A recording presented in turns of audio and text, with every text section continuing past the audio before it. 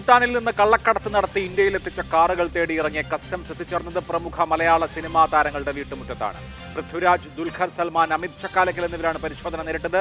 ദുൽഖറിന്റെ land rover അടക്കം 2 കാറുകളും അമിത്തിന്റെ land ക്രൂസറും കസ്റ്റഡിയിലെടുത്തു. ഭൂട്ടാനിലെ റോയൽ ആർമി ലേലം ചെയ്ത് വിറ്റ കാറുകൾ നികുതി അടയ്ക്കാതെ അനധികൃതമായി ഇറക്കുമതി ചെയ്ത് ഇന്ത്യയിൽ വിൽക്കുന്നുവെന്നാണ് DRIയുടെ കണ്ടെത്തൽ. 4 ഇരട്ടി വരെ ഉയർന്ന തുകയ്ക്കാണ് ഡീലർമാർ ഈ പ്രീമിയം കാറുകൾ വിറ്റിരിക്കുന്നത്. പുതിയ കാറുകൾ സെക്കൻഡ് ഹാൻഡ് എന്ന പേരിൽ ഭൂട്ടാൻ വഴി ഇറക്കുമതി ചെയ്തിരിക്കാമെന്നും കസ്റ്റംസ് കരുതുന്നു. ഈ വിഷയം ഇന്ന് സൂപ്പർ പ്രൈം ടൈം ചർച്ച ചെയ്യുമ്പോൾ ഡോക്ടർ മനോജ് കുമാർ B, അദ്ദേഹം ഓട്ടോമൊബൈൽ രംഗത്തെ വിദഗ്ധനാണ്. സജിത് V, റിട്ടയർഡ് RTO ആണ്. രാകേഷ് കാർ ഡീലറാണ്. ശ്രീ സെന്തിൽ നായർ ഓട്ടോ ജേർണലിസ്റ്റാണ്. ശ്രീ മിഥുൻ വിജയകുമാർ സാമൂഹ്യ രാഷ്ട്രീയ നിരീക്ഷകനാണ്. ആദ്യം ശ്രീ സജിത് V, ഇന്ന് വ്യക്തമായിട്ടുള്ള ഒരു കാര്യം, കസ്റ്റംസ് തന്നെ എക്സ്പ്ലെയിൻ ചെയ്തിട്ടുള്ള ഒരു കാര്യം, 150നും 200നും ഇടയ്ക്ക് കാറുകൾ, ഈ തരത്തിലുള്ള കാറുകൾ കേരളത്തിൽ എത്തിയിട്ടുണ്ട് എന്നുള്ളതാണ്. പലതരത്തിലുള്ള നിയമലംഘനങ്ങൾ ഇക്കാര്യത്തിൽ ചൂണ്ടിക്കാണിക്കപ്പെടുന്നു. ഒന്ന്, സെക്കൻഡ് ഹാൻഡ് കാറുകൾ ഇറക്കുമതി ചെയ്യുക, ഇമ്പോർട്ട് ചെയ്യുക എന്നുള്ളത് നിയമപരമായി നിലനിൽക്കുന്ന കാര്യമല്ല, അങ്ങനെ ചെയ്യാൻ കഴിയില്ല. ഇവിടെ ഫേക്കായി രജിസ്റ്റർ ചെയ്ത, ഫേക്കായിട്ടുള്ള ഡോക്യുമെന്റ്സ് ഉപയോഗിച്ച് രജിസ്റ്റർ ചെയ്തത് മുതൽ നികുതി വെട്ടിപ്പ് വരെ നിരവധിയായ കുറ്റകൃത്യങ്ങൾ ആരോപിക്കപ്പെടുകയാണ്. ഇതെങ്ങനെ സംഭവിച്ചു എന്നാണ് താങ്കൾ വിചാരിക്കുന്നത്?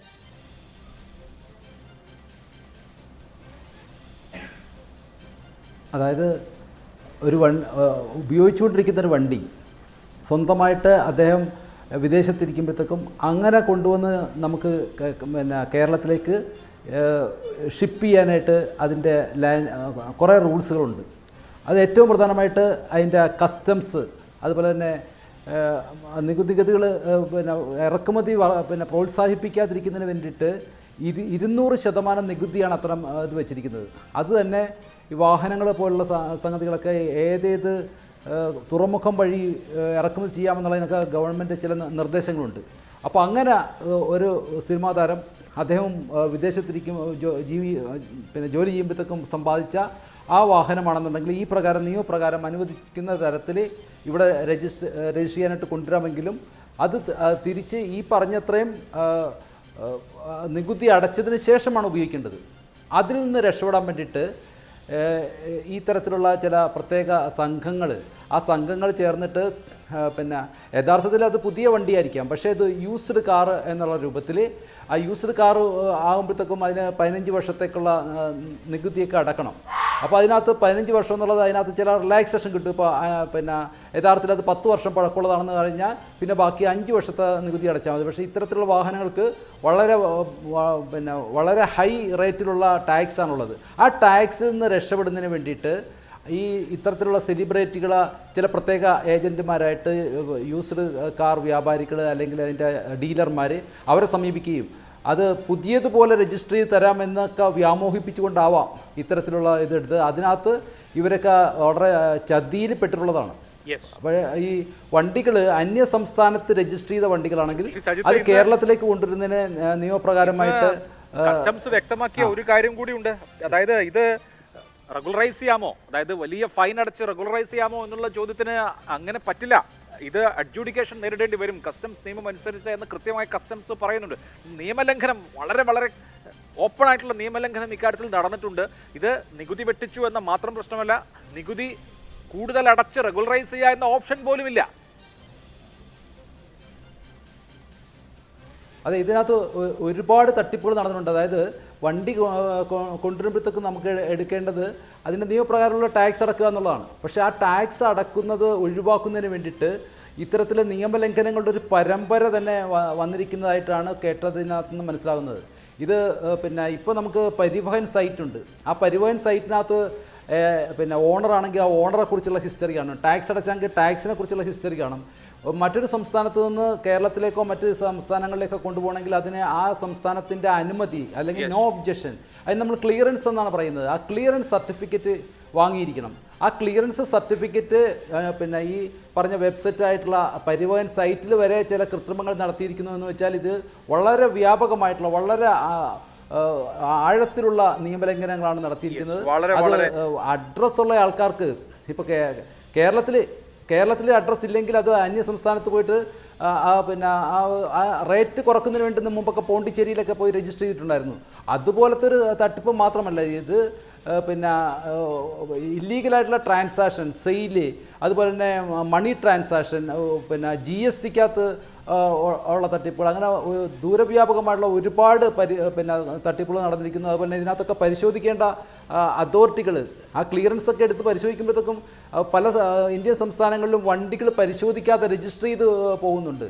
അപ്പോൾ പരിവഹനകത്ത് തട്ടിപ്പ് നടത്തുകയും അത് അവിടെ നിന്ന് ഇങ്ങോട്ടേക്ക് കൊണ്ടുവരുമ്പോഴത്തേക്ക് ഇവിടെ നമുക്കൊരു ക്ലിയറൻസ് കിട്ടിയാൽ പിന്നെ വണ്ടിയുടെ എഞ്ചിൻ നമ്പർ, ചേസ് നമ്പർ ശരിയാണോ എന്ന് മാത്രം എടുത്താൽ മതി. അത് തന്നെ പൊളിക്കാനുള്ള വണ്ടികളോ അല്ലെങ്കിൽ കാലാവധി കഴിഞ്ഞ വണ്ടികളോ അല്ലെങ്കിൽ ടൈം കഴിഞ്ഞ വണ്ടികളോ അങ്ങനെ പല തരത്തിൽ പല അതോറിറ്റികളെ പിന്നെ ചീറ്റിംഗ് നടത്തിക്കൊണ്ടിരിക്കുകയാണ് എന്നുള്ളതാണ് ഇതിനകത്ത് മനസ്സിലാകുന്നത്. അത് ദൂരവ്യാപകമായ പ്രത്യാഘാതം ഉണ്ടാക്കുന്ന വളരെ ആഴത്തിലുള്ള തട്ടിപ്പാണ് എന്നുള്ളത് ഒരു സംശയമില്ലാത്ത കാര്യമാണ്. ശ്രീ രാകേഷ്, താങ്കളൊരു കാർ ഡീലറാണല്ലോ. ഈ സിനിമാ താരങ്ങൾക്ക് ഈ വിൻറ്റേജ് കാറുകൾ കളക്ട് ചെയ്യുന്ന ഹോബിയുണ്ട്, ശീലമുണ്ട്. ദുൽഖർ സൽമാനൊക്കെ അദ്ദേഹത്തിൻ്റെ ഗരാഷ് വളരെ പ്രസിദ്ധമാണ്, ലോകത്തെ പ്രധാനപ്പെട്ട കാറുകളെല്ലാം ഉണ്ട്. ആ ഒരു ക്രേസിൽ അപൂർവങ്ങളായ വാഹനങ്ങൾ വാങ്ങാനുള്ള താല്പര്യം ഉണ്ടാവും. ഇവിടെ ഈ ഇടനിലക്കാരായിട്ടുള്ള ഈ കച്ചവടക്കാർ ദുൽഖർ സൽമാൻ അടക്കമുള്ള ആളുകളെ കബളിപ്പിച്ചതായില്ലേ, അല്ലെങ്കിൽ കബളിപ്പിച്ചിരിക്കാനല്ലേ കൂടുതൽ സാധ്യത? അതല്ലാതെ നിയമലംഘനം നടത്തി ഒരു കാറ് വാങ്ങി മുറ്റത്തിടേണ്ട കാര്യം മമ്മൂട്ടിയുടെ കുടുംബക്കാർക്കില്ലല്ലോ. തീർച്ചയായും സാർ, ഇപ്പോൾ നിലവിൽ ഈ വാഹനങ്ങളൊക്കെ രജിസ്റ്റർ ചെയ്ത് ഉള്ള വാഹനങ്ങളാണ്, രജിസ്ട്രേഷൻ ഉള്ള വാഹനങ്ങളാണ്. ഹിമാചൽ പ്രദേശിൽ രജിസ്റ്റർ ചെയ്തിട്ടുണ്ട്, അല്ലെങ്കിൽ മറ്റുള്ള സംസ്ഥാനങ്ങൾ രജിസ്റ്റർ ചെയ്തിട്ടുണ്ടെന്ന് പറഞ്ഞ വാഹനങ്ങളാണ് ഇവർ വാങ്ങിയിട്ടുള്ളത്. അപ്പോൾ ഞാൻ മനസ്സിലാക്കിയിടത്തോളം അത് അവർക്ക് ഡോക്യുമെൻറ്റ്സ് ചെക്ക് ചെയ്ത് നിലവിൽ പരിവാഹൻ സൈറ്റിൽ വരെ അപ്ഡേറ്റ് ആയിട്ടുള്ള ഒരു വാഹനമാണ് വാങ്ങുന്നത്. അപ്പോൾ അത് വെച്ച് നോക്കുമ്പോൾ അവരുടെ ഭാഗത്തുനിന്ന് ഒരു ബുദ്ധിമുട്ടുണ്ടതായിട്ടുള്ള അവർ ഒരു കള്ളത്തരം ചെയ്യുന്നതായിട്ടുള്ള തോന്നൽ നമുക്ക് ഇല്ല. ഇത് പുറത്തുനിന്ന് അവർ പറ്റിക്കപ്പെട്ടാതിരിക്കാനാണ് സാധ്യത കൂടുതലുള്ളത്. അതെ, അവിടെ ശ്രീ രാകേഷ് കാണേണ്ട ഒരു കാര്യം, അമിത് ചക്കാലക്കലിനോട് മാധ്യമങ്ങൾ ചോദിച്ചു താങ്കളുടെ കാറിനെ കുറിച്ച്, അദ്ദേഹത്തിൻ്റെ ലാൻഡ് ക്രൂയിസർ. അദ്ദേഹം പറയുന്നത് ഇത് 1999 രജിസ്റ്റർ ചെയ്ത വാഹനമാണ്, റഷ്യൻ എംബസി വാങ്ങിച്ച വാഹനമാണ് എന്ന് പറഞ്ഞാൽ ഈ കാറിൻ്റെ മുൻ ഫയൽസ് ഒക്കെ പരിശോധിച്ച് പോകുമ്പോൾ 99 രജിസ്റ്റർ ചെയ്തിട്ടുള്ളതായിട്ടുള്ള രേഖയുണ്ട്, മറ്റെല്ലാ രേഖകളുമുണ്ട്. അദ്ദേഹം പിന്നീട് വേറൊരാളിൽ നിന്ന് വാങ്ങിയ വണ്ടിയാണ്. ആ വണ്ടിയുടെ കാര്യത്തിൽ കോൺഫിഡൻ്റ് ആണ് അദ്ദേഹം. പക്ഷേ നോക്കൂ, ഇന്നിപ്പോൾ കസ്റ്റംസ് വാർത്താ സമ്മേളനം നടത്തി പറഞ്ഞൊരു കാര്യം, 2014 മാനുഫാക്ചർ ചെയ്ത വണ്ടി 2005 രജിസ്റ്റർ ചെയ്തതായി രേഖയുണ്ടാക്കിയ കാര്യം സൂചിപ്പിക്കുകയുണ്ടായി. എന്ന് പറഞ്ഞാൽ പിന്നീട് എപ്പോഴെങ്കിലുമൊക്കെ മാനുഫാക്ചർ ചെയ്ത വണ്ടി വരെ 99 നിന്നോ 2002 നിന്നോ ഒക്കെ പറഞ്ഞ് രജിസ്റ്റർ ചെയ്തിട്ട് ഒക്കെയാണ് ഈ തട്ടിപ്പ് നടത്തുന്നത്. അതായത് ഈ ഫേക്ക് ആയിട്ടുള്ള ഡോക്യുമെന്റ് കൊടുത്തിട്ടാണ് പരിവാഹനിലടക്കം ഈ വാഹനങ്ങളുടെ രേഖ എന്ന് പറഞ്ഞ് കാണിച്ചിരിക്കുന്നത് വ്യാജമായിട്ടുള്ള ഡോക്യുമെന്റ്സ് ആണ്. എങ്ങനെ വിശ്വസിക്കും? സാറേ, ഇത് നിലവിൽ നമ്മൾക്ക് RTO ഓഫീസിലും സൈറ്റിലും ചെക്ക് ചെയ്യാൻ പറ്റുന്ന ഓപ്ഷൻ ഉണ്ട്. അപ്പോൾ ഈ ഡാറ്റ അപ്ഡേറ്റ് ആയിട്ട് സൈറ്റിൽ വന്നിട്ടുണ്ടെങ്കിൽ അതിന് അവരെ മാത്രം നമുക്ക് കുറ്റം പറയാൻ ഒരിക്കലും പറ്റില്ലല്ലോ. അതായത് നിലവിൽ നമ്മൾ സൈറ്റിൽ ചെക്ക് ചെയ്താൽ, പരിവാഹൻ സൈറ്റിൽ ചെക്ക് ചെയ്താൽ സാറ് ഇപ്പോൾ ഇവിടെ ഏത് നമ്പർ എടുത്താലും ആ വാഹനത്തിന്, ഇന്ത്യയിൽ ഇറങ്ങിയിട്ടുള്ള ഏത് വാഹനത്തിൻ്റെയും നമ്പർ അടിച്ചാൽ നമുക്ക് ഡീറ്റെയിൽസ് കിട്ടും. ഈ ഡീറ്റെയിൽസ് വെച്ചിട്ടാണ് നമ്മളാണെങ്കിലും ഒരു ഡീലറാണെങ്കിലും ഈ വാഹനം എടുക്കുന്നത്. അപ്പോൾ ഇതിൻ്റെ ഒരു ഫോൾട്ട് സംഭവിച്ചിട്ടുള്ളത് ഞാൻ മനസ്സിലാക്കിയിടത്തോളം RTO ഓഫീസ് ത്രൂ ഉള്ള വല്ല സ്കാമുകളായിരിക്കും. അല്ലാതെ ഒരിക്കലും ഒരു വ്യക്തി അങ്ങനെ എടുത്ത് ചെയ്യാൻ പറ്റുന്ന ഒരു ഓപ്ഷൻ ഇപ്പോൾ നമ്മളെ നാട്ടിലില്ല. ഇങ്ങനൊരു സ്കാം ചെയ്യാനുള്ള ഒരു ഓപ്ഷൻ ഇല്ല.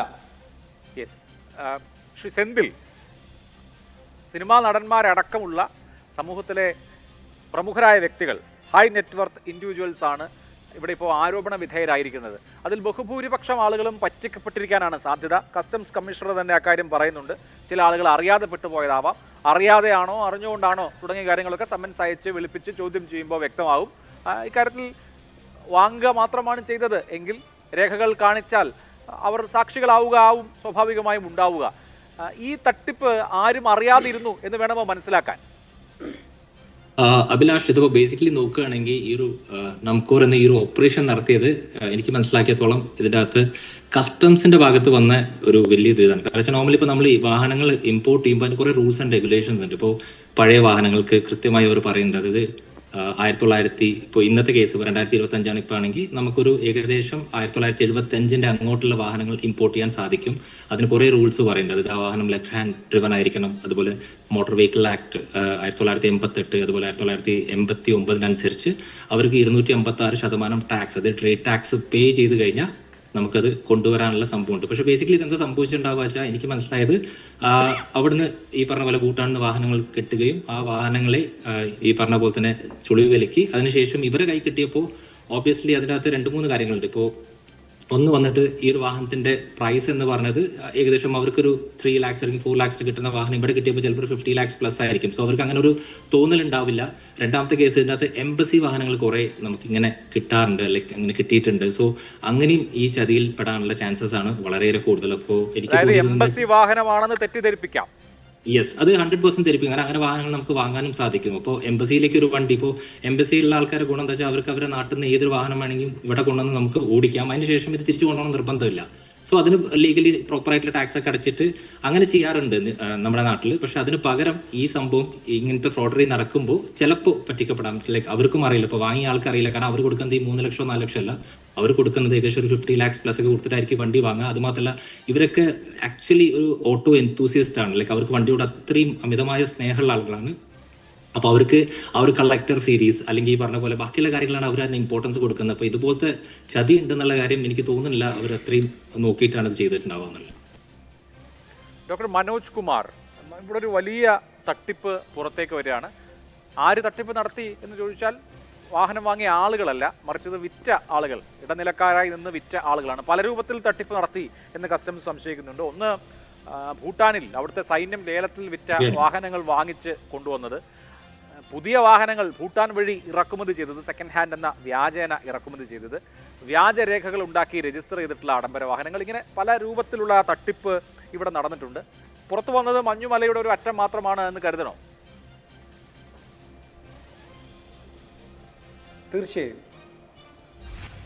തീർച്ചയായും അത് പറഞ്ഞോളൂ. തീർച്ചയായും കേരളം എന്നുള്ളത് ഒരു താരതമ്യേന ചെറിയ സംസ്ഥാനമാണെങ്കിലും ഒരുവിധം എല്ലാ വാഹനങ്ങൾക്കും, അത് ചെറിയ വാഹനമാണെങ്കിലും ആഡംബര വാഹനമാണെങ്കിലും നല്ലൊരു വിപണിയാണ് കേരളം. സ്വാഭാവികമായി തന്നെ കേരള വിപണികളിൽ ആഡംബര വാഹനങ്ങൾക്ക് നല്ലൊരു മാർക്കറ്റ് ഉണ്ട് താനും.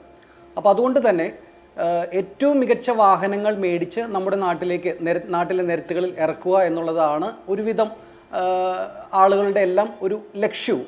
അപ്പോൾ ഈ ഒരു അമിതാവേശവും അമിത ലാഭവും ഒരു മാഫിയ ചൂഷണം ചെയ്തു എന്ന് മാത്രം നമുക്ക് കരുതാം.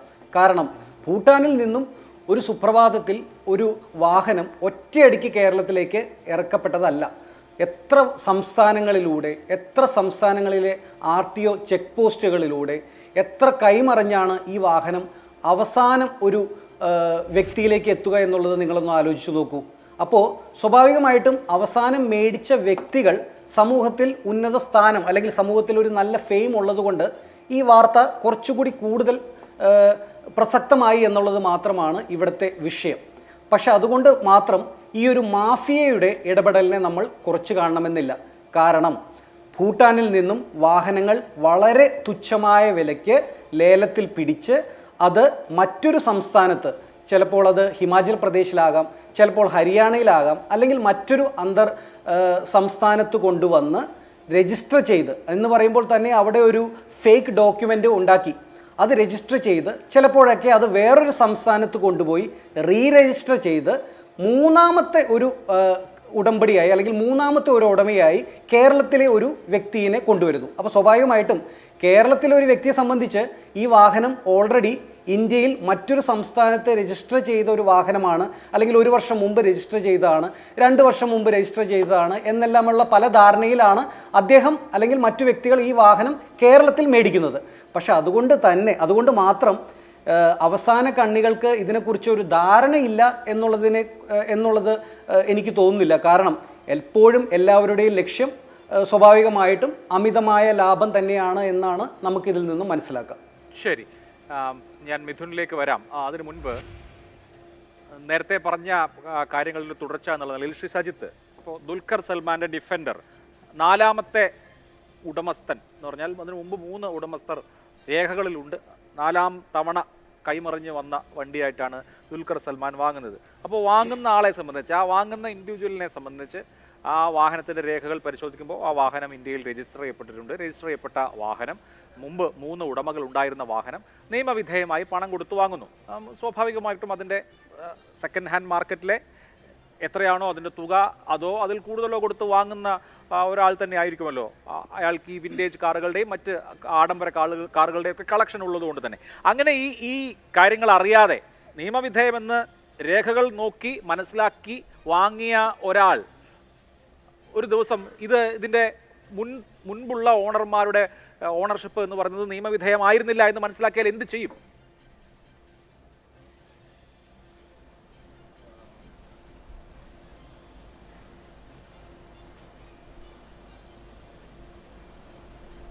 ഷിസജിത്ത്.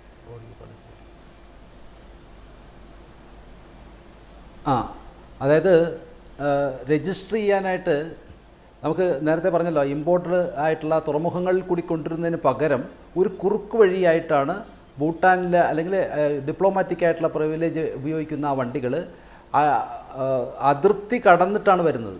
അതിർത്തി കടന്നിട്ട് നമ്മുടെ അതിർത്തി പ്രദേശങ്ങളിലുള്ള RTO ഓഫീസുകളിൽ ആണത് ആദ്യം രജിസ്റ്റർ ചെയ്യുന്നത്. രജിസ്റ്റർ ചെയ്യുമ്പോഴത്തേക്കും ഈ പറഞ്ഞ പോലെ ബോർഡർ ചെക്ക് പോസ്റ്റുകളൊക്കെ ഇപ്പം മുമ്പത്തെ പോലെ പലയിടത്തും ചെക്ക് പോസ്റ്റുകളില്ല.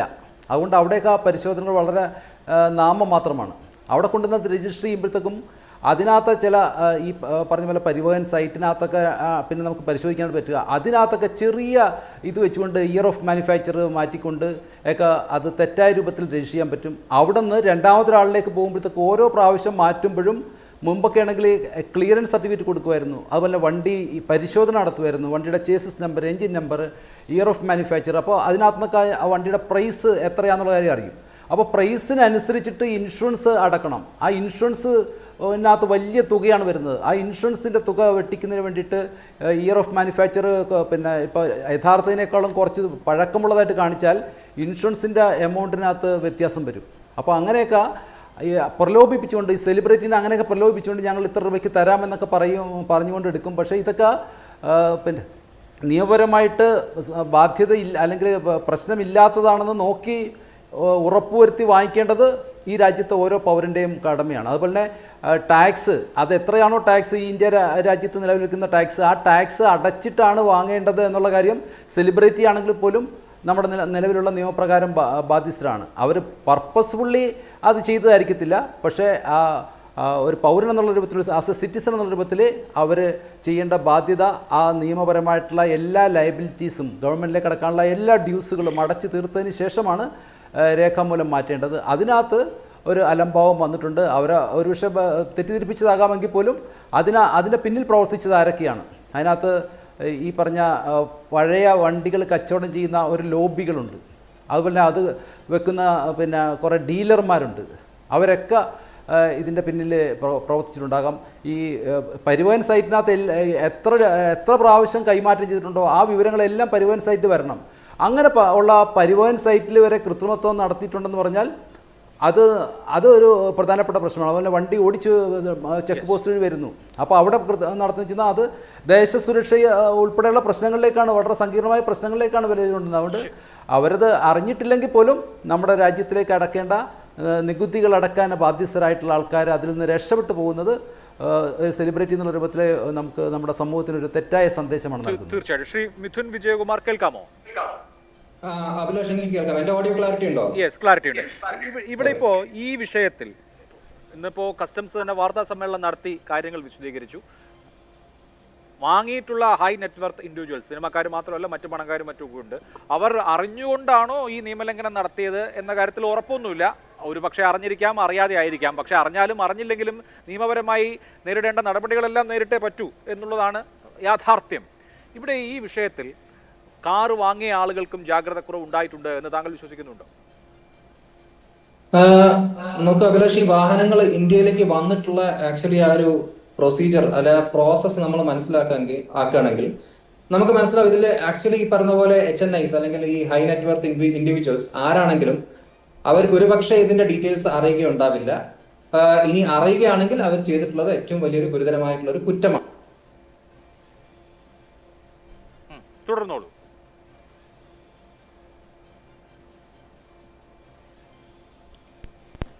ഇതിൻ്റെ ഓഡിയോയ്ക്ക് പ്രശ്നമുണ്ട്. ഞാൻ കട്ട് ചെയ്തതിന് ശേഷം തിരികെ വരാം, അത് ശരിയാക്കിയതിന് ശേഷം വരാം. സെന്തിൽ, ഇവിടെ ഇപ്പോൾ കസ്റ്റംസ് വിശദീകരിക്കുന്ന ഒരു കാര്യം, ഈ ഏതെങ്കിലും ഒരു പ്രശ്നം എന്നുള്ള നിലയ്ക്കല്ല, മറിച്ച് നിരവധി നിയമങ്ങളുടെ ലംഘനം.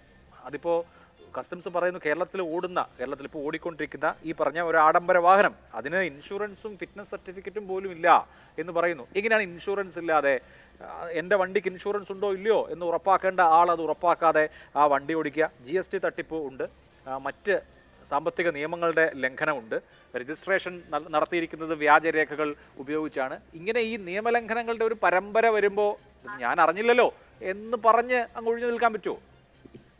ആക്ച്വലി അങ്ങനെ ഒഴിഞ്ഞു നിൽക്കാൻ പറ്റില്ല. കാരണം ഇപ്പോൾ നോർമലി ഇങ്ങനത്തെ ഒരു വാഹനം എടുക്കുന്നത് ഞാൻ പറഞ്ഞത് ഒരു ഡിസയറബിൾ ആയിട്ടുള്ള ഒരു സംഭവമാണ്. ലൈക്ക് 1975 മോഡൽ ഒരു വാഹനം എടുക്കുമ്പോൾ ഓബിയസ്ലി അതിന്റെ ബാക്കിൽ ആ ഒരു കളക്ടർ സീരീസ് ആണ്. ലൈക്ക് അവർക്ക് ആ ഒരു വാഹനം വേണം.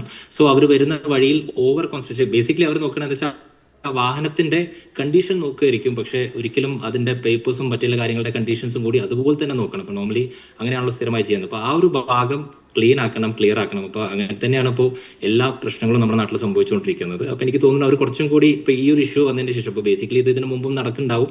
ഇതിപ്പോ ഇതുപോലത്തെ സെലിബ്രിറ്റീസ് ഇൻവോൾവ് ആയതുകൊണ്ടാണ് ഇത് നമ്മൾ ഇത്രയും ഹൈലൈറ്റ് ചെയ്ത് സംസാരിക്കുന്നത്. പക്ഷേ ഇതിന്റെ ബേസ് ലൈൻ എന്ന് പറഞ്ഞത് വെച്ചാൽ ഓബിയസ്ലി നമ്മൾ ആ വണ്ടി വാങ്ങുമ്പോൾ അത് വണ്ടി വാങ്ങിയത് നിയമപരമായിട്ട് എത്രത്തോളം രേഖകൾ ഉണ്ടെന്നുള്ള ബാക്കിയുള്ള കാര്യങ്ങളൊക്കെ ഉറപ്പായിട്ടും ചെക്ക് ചെയ്യണം. അല്ല, ഈ വണ്ടിയുടെ കണ്ടീഷനും മറ്റുമൊക്കെ നോക്കുന്നത് പോലെ തന്നെ അതിലൊരു ജാഗ്രത കാണിച്ചിട്ടുണ്ടാവും, അല്ലെങ്കിൽ അതിലൊരു ശ്രദ്ധ കാണിച്ചിട്ടുണ്ടാവും. പക്ഷെ പേപ്പേഴ്സിന്റെ കാര്യത്തിൽ അതുണ്ടായില്ല എന്ന് വേണമോ മനസ്സിലാക്കാൻ? എന്ത് തോന്നുന്നു? എനിക്ക് തോന്നുന്നത് വെച്ചാൽ രണ്ടും ആവാം. ഒന്ന് വന്നിട്ട് അവരെ പറ്റിക്കപ്പെടാമായിരിക്കാം. അതല്ലെങ്കിൽ നോർമൽ കണ്ടീഷൻസ് എന്താ വെച്ചാൽ ആരും അത്രയും ഇമ്പോർട്ടൻസ് കൊടുക്കില്ല. ലൈക്ക് ഇനിയിപ്പോൾ ആരെ നോക്കാനാണ്, എന്തായാലും ഇത് അങ്ങനെ നമ്മളിപ്പോൾ റോഡിൽ ഓടിച്ചടക്കാനുള്ള വണ്ടിയല്ലോ, ജസ്റ്റ് ഒരു കളക്ടർ സീരീസ് ആയിട്ട് എടുത്ത് വെക്കാനുള്ള ഒരു വണ്ടിയല്ലേ. അപ്പൊ അങ്ങനെയൊക്കെ ആയിരിക്കും നമ്മുടെ മനസ്സിന്റെ അകത്ത്, അല്ലെങ്കിൽ മേ ബി അവർക്ക് തോന്നിയേക്കാം. സോ രണ്ടിനും ചാൻസസ് ഉണ്ട്. യെസ്, അവിടെ ശ്രീ രാകേഷ്, ഒരു ഡീലർക്ക് കാർ വാങ്ങുന്ന ആൾക്ക് അക്കാര്യത്തിൽ എന്ത് ഉറപ്പ് ആണ് കൊടുക്കാൻ കഴിയുക എന്നുള്ളത് കൂടി ഉണ്ടല്ലോ. ഒരാൾ നിങ്ങളെ വിശ്വസിച്ച് വാങ്ങുകയാണ്, ഇതിൻ്റെ പേപ്പേഴ്സൊക്കെ ബാക്ക് പേപ്പേഴ്സൊക്കെ ശരിയായിരിക്കും എന്ന് വിശ്വസിച്ച് വാങ്ങുന്നതുമാവാം. ഈ കാര്യത്തിലെ പല കേസുകളും അങ്ങനെ എന്നാണ് എനിക്ക് തോന്നുന്നത്. പക്ഷേ നിങ്ങളൊരു സെക്കൻഡ് ഹാൻഡ് കാർ വാങ്ങുമ്പോൾ, അതും ഇത് പ്രീമിയം കാറുകളാണ്, വളരെ ഉയർന്ന വില കൊടുത്ത് വാങ്ങുന്ന കാറുകളാണ്. ഇവർ വാങ്ങുന്നത് 50 ലക്ഷത്തിനോ 60 ലക്ഷത്തിനോ ഒക്കെയാണ്. പക്ഷേ ഈ ഡീലർ ഭൂട്ടാൻ വഴി ഈ റോയൽ ആർമി ഇത് ഓപ്ഷൻ ചെയ്ത് കൊടുത്തതൊക്കെ 3 ലക്ഷത്തിനും 4 ലക്ഷത്തിനും ഒക്കെയാണ്. അപ്പോൾ എത്ര ഇരട്ടി ലാഭം എടുത്തതിന് ശേഷമാണ് ഈ കാർ വിൽക്കുന്നത് എന്ന പ്രശ്നമുണ്ട്. അങ്ങനെ ഒരാളെ, അല്ലെങ്കിൽ കുറച്ച് പൈസ ഉള്ള ഒരാളെ കൊണ്ടുപോയി പെടുത്തുക എന്നൊരു പ്രശ്നം കൂടി അതിനകത്തുണ്ടല്ലോ. ശ്രീ രാകേഷ്, സാറിപ്പോൾ പറഞ്ഞതിൽ എനിക്ക് പറയാനുള്ളത് എന്താ വെച്ച് കഴിഞ്ഞാൽ, ഇപ്പം യെസ് സാറാ, ഞാൻ പറഞ്ഞതിൽ ഇപ്പൊ സാറ് പറഞ്ഞ പോലെ ഡീലർമാരെല്ലാവരും ഒരേപോലെ ആൾക്കാരല്ലല്ലോ. പുറത്തുനിന്ന് കൊണ്ടുവന്ന് പറഞ്ഞ വാഹനം ഇവിടെ അല്ല, ഇപ്പൊ സാറ് പറഞ്ഞ പോലെ ഇപ്പൊ പുറത്തുനിന്ന് കൊണ്ടെന്ന് പറയുന്ന വാഹനം സൈറ്റിൽ, അത് എംപരിവാഹൻ സൈറ്റിൽ അപ്ഡേറ്റ് ആയിട്ടുണ്ട്. അപ്പൊ അത് എങ്ങനെ അവിടെ സംഭവിച്ചു എന്നുള്ളത് കൂടി നമ്മൾ ചെക്ക് ചെയ്യണമല്ലോ. ഇപ്പോൾ പണ്ടത്തെ ഒരു സിസ്റ്റം ആണെങ്കിൽ നമുക്ക് ആദ്യം എടുത്ത ഓണേഴ്സിന്റെ ഡീറ്റെയിൽസ് നമുക്ക് കളക്ട് ചെയ്യാനുള്ള ഓപ്ഷൻ ഉണ്ട്. ഇപ്പോൾ നമുക്ക് എംപരിവാഹൻ സൈറ്റിൽ ഒരു വണ്ടീൻ്റെ ഡീറ്റെയിൽസ് അടിച്ചാൽ നിലവിലുള്ള ഓണറെ ഡീറ്റെയിൽസ് മാത്രമേ കിട്ടുള്ളൂ. അതും കോൺടാക്ട് നമ്പർ കിട്ടാനുള്ള ഓപ്ഷനും ഉണ്ട്. അപ്പം നിലവിൽ ഞാൻ മനസ്സിലാക്കിയിടത്തോളം ഇവർ ഈ വാഹനം വാങ്ങുന്ന സമയത്ത് ഇവർ ഇതിൻ്റെ ഇപ്പോഴത്തെ ഓണറുടെ ഡീറ്റെയിൽസും കാര്യങ്ങളും കളക്ട് ചെയ്ത് ചെക്ക് ചെയ്തെടുത്തിട്ടുണ്ടായിരിക്കും. പിന്നെ ഇവർ ഇൻഷുറൻസ് ഇല്ല, ബാക്കി ഡോക്യുമെൻറ്റ്സ് പക്കയല്ല എന്നുണ്ടെങ്കിൽ അതിന് തീർച്ചയായിട്ടും നടന്മാർ തന്നെയാണ്. അത് ആരാണോ അതിന് ഉത്തരവാദികൾ, അത് ആരാണോ ഇപ്പോൾ വാഹനങ്ങൾ കയ്യിൽ വെച്ചിരിക്കുന്നത് അവർ തന്നെയാണ് അതിൻ്റെ ഉത്തരവാദികൾ. ഇപ്പോൾ ഇൻഷുറൻസ് ഇല്ലാതെയൊക്കെ ഇത്രയും നമുക്കറിയാം വലിയ തുകയാവും, കാരണം കൂടിയ പൈസയുടെ വണ്ടിയാണ്. പക്ഷേ ഇൻഷുറൻസ് ഇതൊക്കെ ചിലപ്പോൾ ഞാനല്ലേ അതുകൊണ്ട് വേണ്ട എന്ന് വെക്കുന്നതും ആവുമോ? പക്ഷേ സാധാരണ ഡീലർമാർ ഇക്കാര്യത്തിൽ ശ്രദ്ധിക്കാറുണ്ടല്ലോ. തീർച്ചയായിട്ടും സാർ, കാരണം ഇൻഷുർ ഇല്ലാതെ ഒരു വാഹനം നമ്മൾ റോഡിലേക്ക് ഇറക്കുക എന്ന് പറയുന്നത് പോലും ഹെവിലി റിസ്ക് ആണ്. സോ അങ്ങനത്തെ ഒരു കണ്ടീഷനിൽ വാഹനത്തിൻ്റെ ഇൻഷുറൻസ് എടുക്കുക എന്ന് പറയുന്നത് അത് അവർ എന്ത് രീതിയിലാണ് എടുക്കാതിരിക്കുന്നതെന്ന് നമുക്കറിയില്ല. പക്ഷേ ഒരു കാര്യം എന്താ വെച്ച് കഴിഞ്ഞാൽ, ഇങ്ങനത്തെ ഈ ആൻറ്റിക് പീസ് വാഹനങ്ങൾക്ക് തേർഡ് പാർട്ടി ഇൻഷുറൻസ് മാത്രമേ കിട്ടുള്ളൂ. കാരണം ഇപ്പോൾ പല വാഹനങ്ങൾ 20 കൊല്ലത്തിൻ്റെ ഒക്കെ പഴക്കമുള്ള വാഹനങ്ങളാണ്. 15 വർഷം കഴിഞ്ഞ ആ വാഹനത്തിന് നമുക്ക് തേർഡ് പാർട്ടി ഇൻഷുറൻസ് എന്ന് പറയുന്നത് ഓൾമോസ്റ്റ് ഒരു 10,500 രൂപ 11,000 രൂപേൻ്റെ അടുത്തേ വരുന്നുള്ളൂ. അപ്പോൾ അതൊരു വലിയൊരു എമൗണ്ട് ആയിട്ട് പറയാൻ പറ്റില്ല. കാരണം ഇവരെ കയ്യിലുള്ള വാഹനങ്ങളൊക്കെ ഒരു ആൻറ്റിക് പീസ് വാഹനങ്ങളാണ് ഇവരെ കയ്യിലുള്ളത്. ഇപ്പോൾ ഈ ഒരു ഡീലറെ സംബന്ധിച്ച് ഡീലറിലേക്ക് എത്തുന്ന വാഹനം, അപ്പോൾ ഡീലർക്ക് സ്വാഭാവികമായും കമ്മീഷൻ അല്ലെങ്കിൽ ലാഭം എന്ന ഒരു കാര്യം ഉണ്ടാവും. അതിനപ്പുറത്ത് ഇതിന് മുൻപുള്ള രേഖകളൊക്കെ കൃത്യമാണോ എന്ന് നിങ്ങൾ 100% ഉറപ്പാക്കാറുണ്ടോ? അതല്ല ഇപ്പോൾ നമ്മളെല്ലാം ഈസി ആക്കുക എന്ന് പറയുന്നുണ്ടല്ലോ, അപ്പോൾ ആ ഒരു കാർ കൊണ്ടുവന്ന് വിറ്റിട്ടങ്ങ് പോവുക എന്നുള്ളതാണോ? അതിനപ്പുറത്ത് കൃത്യമായി തറവായിട്ട് നിങ്ങൾ ഈ ഡോക്യുമെന്റ്സ് ഒക്കെ ചെക്ക് ചെയ്തിട്ട് തന്നെയാണോ ചെയ്യാറ്? സാർ, ഒരു വാഹനം എത്രത്തോളം ഇൻസ്പെക്ട് ചെയ്യുന്നു അത്ര തന്നെ ഇമ്പോർട്ടൻ്റ് ആണ് അതിൻ്റെ ഡോക്യുമെൻറ്റ്സ് ഇൻസ്പെക്ട് ചെയ്യുക എന്ന് പറയുന്നത്. ആ വാഹനത്തിൻ്റെ ആ ഓണറുടെ കയ്യിൽ നിന്നാണ് വാഹനം എടുക്കുന്നതെന്നുണ്ടെങ്കിൽ ആ വണ്ടിക്ക് ബ്ലാക്ക് ലിസ്റ്റ് ഉണ്ടോ, അതായത് എന്തെങ്കിലും ഫൈൻസോ കാര്യങ്ങളോ പെൻഡിങ് ഉണ്ടോ, അതേപോലെ നിലവിൽ ഇൻഷുറൻസിൻ്റെ ഡോക്യുമെൻറ്റ്സ് ക്ലിയർ ആണോ, അതേപോലെ തന്നെ ഈ വാഹനം മുമ്പ് ആക്സിഡൻറ്റോ കാര്യങ്ങളോ ഉണ്ടോ എന്നുള്ള കാര്യങ്ങളൊക്കെ ചെക്ക് ചെയ്തിട്ടാണ് ഒരു ഡീലർ വാഹനം പർച്ചേസ് ചെയ്യുക. അപ്പോൾ ഇവിടെ സംഭവിച്ചിരിക്കുന്ന കേസിൽ ഇതൊരു ആൻറ്റിക് പീസ് വാഹനം ആയതുകൊണ്ടും നിലവിൽ ഈ വാഹനം പല സംസ്ഥാനങ്ങളിൽ രജിസ്റ്റർ ചെയ്തിട്ട് ഉള്ള വാഹനങ്ങളാണ്, സാറ് നോക്കിയാൽ അത് മനസ്സിലാവും. അപ്പോൾ ഇത് രജിസ്ട്രേഷനും കാര്യങ്ങളുള്ള ഒരു പഴയ വാഹനം വാങ്ങുമ്പോൾ നമ്മൾ അതിനെപ്പറ്റി ഞാൻ മനസ്സിലാക്കിയത് ഇവർ ബോദർ ചെയ്തിട്ട് കൂടുതലായിട്ട് ചെയ്തിട്ടില്ല എന്നുള്ളതാണ്. ഇപ്പോൾ നമ്മൾ ഏത് വാഹനം എടുക്കുമ്പോൾ അതിൻ്റെ ഡോക്യുമെൻ്റ് വെരിഫൈ ചെയ്യുക എന്ന് പറയുന്നത് ഏറ്റവും ഇമ്പോർട്ടൻ്റ് ആയിട്ടുള്ള ഒരു കാര്യം തന്നെയാണ്. യെസ്, ആ കാര്യത്തിൽ ഒരു ഉപേക്ഷ വിചാരിച്ചിട്ടുണ്ടാവാം. എന്തായാലും ഇതൊക്കെ ലിമിറ്റഡ് എഡിഷൻ ആയിട്ടുള്ള വളരെ കുറഞ്ഞ എണ്ണം മാത്രമുള്ള വാഹനങ്ങളാണ്. പക്ഷേ നിയമവിധേയമായിട്ടല്ല അവ വാങ്ങിയിരിക്കുന്നത് എന്നുകൂടി വരുമ്പോൾ എന്ത് ചെയ്യും, ഈ സെലിബ്രിറ്റികൾ എന്ത് ചെയ്യും എന്നുള്ള ചോദ്യത്തിന് പിഴയടച്ച് രക്ഷപ്പെടാൻ കഴിയില്ല എന്ന് കസ്റ്റംസ് വളരെ അസന്നിഗ്ധമായി വ്യക്തമാക്കുന്നുണ്ട്. പറഞ്ഞു സാർ, ഇതിലൊരു കാര്യം പറയാനുള്ളത് വെച്ചാൽ ഈ വാഹനങ്ങൾ അത്രയും ആൻറ്റീക്ക് ആയിട്ടുള്ള വാഹനങ്ങളാണ്. അതായത് ഇന്ത്യയിൽ കൊണ്ടുവന്നിട്ട് അത് ഇമ്പോർട്ട് ചെയ്ത് വന്നിട്ടുള്ള വാഹനങ്ങളാണ് പലതും. സോ ഇതിൻ്റെയൊക്കെ ബാക്ക് പേപ്പേഴ്സ് കിട്ടുക എന്ന് പറയുന്നത് വളരെ പോസിബിൾ ആയിട്ടുള്ള ഒരു കാര്യമല്ല. അപ്പോൾ നമ്മൾ ഒരാളെ വിശ്വസിച്ചെടുക്കുന്ന, അതായത് ഇവർ കണക്ട് ചെയ്തിട്ടുള്ള ഡീലർമാരെ വിശ്വസിച്ച് വാങ്ങിയിട്ടുണ്ടാകുന്ന ഒരു മിസ്റ്റേക്കിൻ്റെ മുകളിലുള്ള പ്രശ്നങ്ങളായിരിക്കും ഇവരിപ്പോൾ ഫേസ് ചെയ്തുകൊണ്ടിരിക്കുന്നത്. കാരണം രജിസ്ട്രേഷൻ ഉണ്ട്, അന്നപ്പോൾ നമ്മൾക്ക് ഇത് ആ രജിസ്ട്രേഷനിൽ തന്നെ ഇവരെ പേരിലേക്ക് ചേഞ്ച് ചെയ്യാനോ അല്ലെങ്കിൽ ആ രജിസ്ട്രേഷനിൽ തന്നെ ഉപയോഗിക്കാനുള്ള ഒരു ഓപ്ഷൻ കിട്ടിയത് കൊണ്ട് ആ ലൂപ്പ് ഹോൾ അവർ യൂസ് ചെയ്തു എന്നുള്ളതാണ് ഞാൻ മനസ്സിലാക്കുന്നത്. അല്ലാതെ ഇതിന്റെ പിന്നിലുള്ള പ്രശ്നങ്ങളെ പറ്റി വല്ലാതെ ചിന്തിച്ചിട്ടുണ്ടാവും എന്ന് തോന്നുന്നില്ല. ഇല്ല, ആരും അങ്ങനെ ചിന്തിച്ചാൽ അങ്ങനെ ചെയ്യില്ലല്ലോ. എന്തായാലും കൃത്യമായ രേഖകളോടെ വന്നാൽ വാഹനം നിയമവിധേയമായി മടക്കിത്തരാം എന്ന് കസ്റ്റംസ് പറയുന്നു. പക്ഷേ കൃത്യമായ രേഖകൾ ഈ പറയുന്ന താങ്കൾ നേരത്തെ പറഞ്ഞ ആ ഡോക്യുമെന്റ്സ് കാണിക്കാൻ കഴിഞ്ഞില്ല എങ്കിൽ കേസ് നേരിടേണ്ടി വരും എന്നുള്ളതാണ് ഈ സിനിമാ താരങ്ങൾ അടക്കമുള്ള ആളുകളെ സംബന്ധിച്ച് മുമ്പിലുള്ള വെല്ലുവിളി. അതെങ്ങനെ അവർ തരണം ചെയ്യുമെന്നുള്ളത് വരുന്ന ദിവസങ്ങളിൽ നമുക്കറിയാം. ശ്രീ മിഥുൻ വിജയകുമാർ, ഒന്ന് വളരെ ഗുരുതരമായിട്ടുള്ള സാമ്പത്തിക കുറ്റകൃത്യമാണ്. ഒരു വലിയ റാക്കറ്റ് പ്രവർത്തിച്ചിരുന്നു. കേരളത്തിലേക്ക് മാത്രം 150-നും 200-നും ഇടയ്ക്ക് വാഹനങ്ങൾ ഈ തരുണത്തിൽ നികുതി അടയ്ക്കാതെ കൊണ്ടുവന്നിട്ടുണ്ട്. അത് വിറ്റിട്ടുമുണ്ട്, വലിയ ലാഭം ഉണ്ടാക്കിയിട്ടുണ്ട് എന്നുള്ളത് വലിയ പ്രശ്നമാണ്. ഇതൊക്കെ വിശദീകരിക്കുന്നതിനിടയിൽ കസ്റ്റംസിൻ്റെ ഉദ്യോഗസ്ഥന് വാർത്താ സമ്മേളനം നിർത്തി മതിയാക്കി പോവേണ്ടി വന്നു. ചില ബുദ്ധിമുട്ടുണ്ട് എന്നൊക്കെ പറഞ്ഞുകൊണ്ട് അദ്ദേഹം സാർ എന്ന് വിളിക്കുന്ന ഒരാൾ മുകളിൽ നിന്ന് വിളിക്കുന്നു. അതിനുശേഷം വാർത്താ കുറിപ്പ് ഭേദഗതി ചെയ്ത് എത്തിക്കാം എന്ന് പറയുന്നു. വളരെ വളരെ പ്രധാനപ്പെട്ട ഒരു പക്ഷേ കുറേ പണച്ചാക്കുകളൊക്കെ ഇൻവോൾവ് ആയിട്ടുള്ള ഇഷ്യൂ കൂടി ആവാം. ഇതെങ്ങനെ ടാക്കിൾ ചെയ്യുന്നു എന്നുള്ളത് പ്രധാനമാണല്ലോ. ഓക്കെ. അപ്പൊ അവിടെ എന്താ വെച്ചാൽ ഈ ഭൂട്ടാനിലെ വാഹനങ്ങൾ വരാനുള്ള കാരണം എന്താ വെച്ചാൽ അവിടെ റോഡ് ടാക്സും ഡ്യൂട്ടീസ് ഒക്കെ വളരെ കുറവാണ്. അപ്പം ഇന്ത്യയിലേക്ക് വരുന്ന ഈ വാഹനങ്ങൾ പലപ്പോഴും ഞാൻ മനസ്സിലാക്കുന്നത് ഒരു പക്ഷേ കടന്നിട്ടുണ്ടാവുക ടെമ്പററി പെർമിറ്റ് വെച്ചുകൊണ്ട്. അപ്പം പേപ്പറിൽ അവർ ലീഗലി ബോർഡർ ക്രോസ് ചെയ്യുന്നു. ബോർഡർ ക്രോസ് ചെയ്ത് കഴിഞ്ഞാൽ ഇപ്പം വെസ്റ്റ് ബംഗാൾ അല്ലെങ്കിൽ ആസാം ഇതുവഴിക്കാണ് നമ്മൾ ഭൂട്ടാനുമായിട്ട് ബോർഡർ ചെയ്യുന്നത്. അപ്പൊ ഈ സ്ഥലങ്ങൾ വഴി വന്നു കഴിഞ്ഞാൽ ഹിമാചലിൽ വെച്ചിട്ടാണ് ഇതിന്റെ രജിസ്ട്രേഷൻ ഒക്കെ അവർ നടത്തുന്നത്, അല്ലെങ്കിൽ ഫേക്ക് രജിസ്ട്രേഷൻ ചെയ്യുന്നതൊക്കെ എന്നാണ് മനസ്സിലാക്കുന്നത്. അപ്പം ഈ പറയുന്ന സ്ഥലങ്ങൾ വഴി ഇന്ത്യയിലേക്ക് കടക്കുകയാണെങ്കിൽ പോലും സിലിഗുഡി, പിന്നെ ബീഹാർ, ഉത്തർപ്രദേശ്, ഡൽഹി, ചണ്ഡീഗഡ് ഇത് കഴിഞ്ഞിട്ട് വേണം ഹിമാചലിലേക്ക് പോകാൻ. അപ്പം ഇത്രയും പോയിന്റ്സ് അവർ ക്രോസ് ചെയ്യുന്നുണ്ട്. മാത്രമല്ല ഇവിടെ വന്നു കഴിഞ്ഞാൽ പിന്നീട് ആ വാഹനം എക്സിറ്റ് ചെയ്തിട്ടില്ല. അപ്പൊ അങ്ങനെ എക്സിറ്റ് ചെയ്യാത്ത വാഹനങ്ങളുടെ ലിസ്റ്റേക്ക് എടുത്തിട്ടുള്ളതാണ് ഞാൻ ഈ ലാൻഡ് കസ്റ്റംസ് സ്റ്റേഷൻ അവർ വെരിഫൈ ചെയ്യുമ്പോൾ അവർ ഇനീഷ്യലി ഈ പറഞ്ഞ പോലെ പെർമിറ്റ് എക്സ്പയറി ഡേറ്റും കാര്യങ്ങളൊക്കെ മെൻഷൻ ചെയ്യും. അപ്പൊ ആ പെർമിറ്റ് എക്സ്പയറി ഡേറ്റ് കഴിഞ്ഞിട്ടും ഇന്ത്യയിൽ എക്സെപ്റ്റ് സ്റ്റാമ്പ് ഇല്ലാതെ കിടക്കുന്ന വാഹനങ്ങളുടെ ഒരു ഡീറ്റെയിൽ ആയിട്ട് വന്നിട്ടുണ്ടാകും. അപ്പൊ അതിലാണ് 250 വാഹനങ്ങളും അതിൽ 20 കേരളത്തിലൊക്കെ ഉള്ളത്. അപ്പൊ ഇങ്ങനെ വാഹനങ്ങൾ വന്നു കഴിഞ്ഞിട്ട് ഇതിന് ഏതെങ്കിലും ഒരു പോയിന്റ് വെച്ചിട്ട് അവർ ഡോക്യുമെന്റ്സ് ഫോഴ്സ് ചെയ്ത് കഴിഞ്ഞിട്ട് വീണ്ടും ഒരു റീ രജിസ്ട്രേഷൻ നടത്തുകയാണ്. അപ്പൊ ചില ഈ പറഞ്ഞ പോലെ ഹിമാചലിൽ വെച്ചാണെങ്കിലോ അല്ലെങ്കിൽ വേറെ ഏതെങ്കിലും സ്ഥലത്ത് വെച്ചാണെങ്കിലും ഒരു റീ രജിസ്ട്രേഷൻ നടത്തിയ വാഹനം വീണ്ടും സെയിലിൽ കൊണ്ടുവരികയാണെങ്കിൽ അവിടെ ഈ പറയുന്ന നടന്മാർക്കോ അല്ലെങ്കിൽ അത് വീണ്ടും പർച്ചേസ് ചെയ്യുന്ന ആളുകൾക്ക് അതിനെക്കുറിച്ച് ധാരണ ഉണ്ടാവില്ല. അപ്പൊ അവരെ സംബന്ധിച്ച് അതൊരു എന്താ പറയുക, ഒരു സെക്കൻഡ് ഹാൻഡ് വെഹിക്കിൾ അല്ലെങ്കിൽ ഒരു സെക്കൻഡ് ക്വാളിറ്റി വെഹിക്കിൾ അവർ വാങ്ങുന്നു. അപ്പൊ ഇത് എവിടെ നിന്ന് വന്നു, ഇതിന്റെ ഈ വെരിഫിക്കേഷനും കാര്യങ്ങളൊക്കെ പൂർണ്ണമായിട്ടും ചെയ്യാനുള്ള ഒരു കേപ്പബിലിറ്റി നമ്മുടെ ആളുകൾക്ക് അവർക്ക് കൂടി വന്നാൽ ഈ പറഞ്ഞ പോലെ വാഹന പോർട്ടലിൽ കയറി ചെക്ക് ചെയ്യാം. വാഹന പോർട്ടലിൽ കയറി ചെക്ക് ചെയ്ത് നമുക്ക് എന്താ വെച്ചാൽ അതിന്റെ രജിസ്ട്രേഷൻ നമ്പർ അല്ലെങ്കിൽ ഈ പേ ചെയ്ത ടാക്സ്, അതിന്റെ പേരിൽ ടാക്സ് റിപ്പോർട്ട് എന്തെങ്കിലും ഉണ്ടോ, അങ്ങനത്തെ കാര്യങ്ങളൊക്കെ കാണാൻ പറ്റും.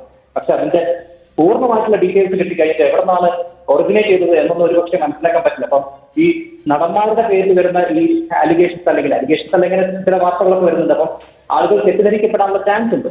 അപ്പൊ അതിന് ഈ ഒരു നമ്മൾ മനസ്സിലാക്കുകയാണെങ്കിൽ ഇതിന്റെ ടോട്ടൽ പ്രോസസ് മനസ്സിലാക്കുകയാണെങ്കിൽ നമുക്ക് അറിയാൻ പറ്റില്ല. അതായത് ഇതിന്റെ ഈ പറഞ്ഞ പോലെ ഇത് വാങ്ങുന്ന ആളുകൾക്ക് ഒരു പക്ഷേ ഇതിന് പ്രത്യേകിച്ച് ഒന്നും ഒരു ഹാൻഡിൽ ഉണ്ടാവില്ല. ഇത് ഡീലേഴ്സ് ആണ് ഇതിന്റെ പ്രശ്നം.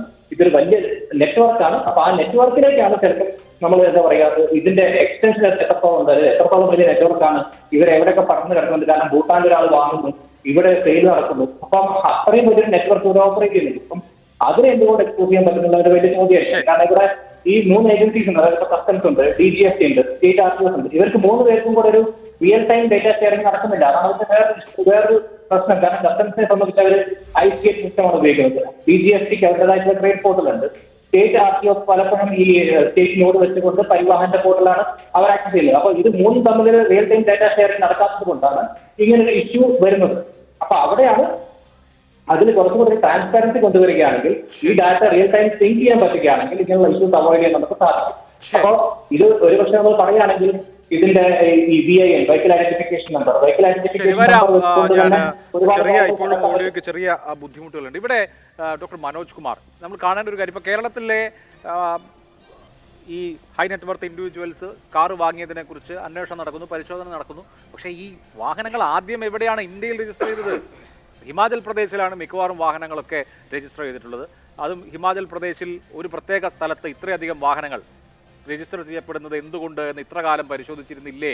DRI ഇത്ര ലേറ്റ് ആയിട്ടാണോ ഇക്കാര്യം കണ്ടെത്തിയിട്ടുള്ളത് എന്നൊരു വിഷയമാണ്. ഇനിയിപ്പോൾ ഈ ഒരു നടൻ്റെ അമിത് ചക്കാലക്കലിൻ്റെ വാഹനം രജിസ്റ്റർ ചെയ്തിരിക്കുന്നത് മധ്യപ്രദേശിലാണ്. അപ്പോൾ ഇത് ആദ്യം രജിസ്റ്റർ ചെയ്ത ഇടത്ത് എന്താണ് സംഭവിച്ചത്? അവിടെയാണല്ലോ ഈ ഫേക്ക് ഡോക്യുമെന്റ്സ് കൊടുത്ത് ഫേക്ക് ആയിട്ടുള്ള കാര്യങ്ങൾ കാണിച്ചുകൊണ്ട് രജിസ്ട്രേഷൻ നടത്തിയിട്ടുള്ളത്. അതെന്തുകൊണ്ട് പരിശോധിക്കപ്പെടുന്നില്ല ഇനിയും എന്നുള്ളതൊരു പ്രശ്നമാണ്. ഉറപ്പായും സാറ് ഇപ്പോൾ ചോദിച്ചതാണ് ഈ ചർച്ചയിലെ ഏറ്റവും പ്രസക്തമായ ചോദ്യം എന്നാണ് എനിക്ക് തോന്നുന്നത്. കാരണം അത് വാഹനം ഭൂട്ടാനിൽ നിന്ന് കടത്തിയതായാലും അല്ലെങ്കിൽ മറ്റേത് രാജ്യത്തു നിന്ന് കടത്തിയതായാലും അത് ആദ്യം രജിസ്റ്റർ ചെയ്ത സംസ്ഥാനം. അപ്പോൾ അവിടെ അത് രജിസ്റ്റർ ചെയ്യാൻ വേണ്ടി നിയമത്തിൻ്റെ എല്ലാ പഴുതുകളും അല്ലെങ്കിൽ നിയമത്തിൻ്റെ ശരിയായ നിയമമല്ലാതെ ഒരു സിസ്റ്റത്തിനെ ചൂഷണം ചെയ്തു എന്ന് തന്നെ നമുക്ക് മനസ്സിലാക്കാം. അത് ഏത് സംസ്ഥാനമാണെങ്കിലും അവിടുത്തെ ഉദ്യോഗസ്ഥന്മാരെ സ്വാധീനിച്ച് അവർക്ക് വേണ്ടതെല്ലാം കൊടുത്താണ് ഈ ഒരു മാഫിയ അവിടെ അത് രജിസ്റ്റർ ചെയ്തത്. തുടർന്ന് നമ്മൾ വളരെ വിശ്വസനീയമെന്ന് നമ്മൾ കരുതുന്ന വാഹൻ എന്ന നമ്മളുടെ രാജ്യത്തെ ആ ഒരു സൈറ്റിലോട്ട് ഇതിൻ്റെ കാര്യങ്ങൾ കൂട്ടിച്ചേർത്തു. തുടർന്ന് അവിടെ നിന്നാണ് ഈ റാക്കറ്റ് ആരംഭിക്കുന്നത്. അത് മറ്റൊരു സംസ്ഥാനത്തേക്ക് രജിസ്റ്റർ ചെയ്തു. ഏറ്റവും അവസാനം അത് കേരളത്തിലേക്ക് എത്തി. കേരളത്തിലെ ഒരു ഫൈനലായിട്ടുള്ള ആ ഒരു ചെയിനിലെ ഉപഭോക്താക്കൾ ഉപയോഗിച്ചുകൊണ്ടിരിക്കുന്നു. ഇവിടെ ഇന്ന് റെയ്ഡ് നടക്കുന്നു. പക്ഷേ ഇതൊരു പരമമായ സത്യമാണ്. ഈ ചെയിനിലെ റാക്കറ്റുകളുടെ ആദ്യം അത് തുടക്കം മുതൽ ഭൂട്ടാനിൽ ആ വാഹനം കണ്ടുപിടിക്കാനും അതിനെ ലേലത്തിൽ പിടിക്കാനും തുടർന്ന് അത് രജിസ്റ്റർ ചെയ്യാനും കാണിച്ച കുബുദ്ധികളാണ് ഇതിലെ ഈ റാക്കറ്റിലെ ഏറ്റവും പ്രസക്തരായവർ.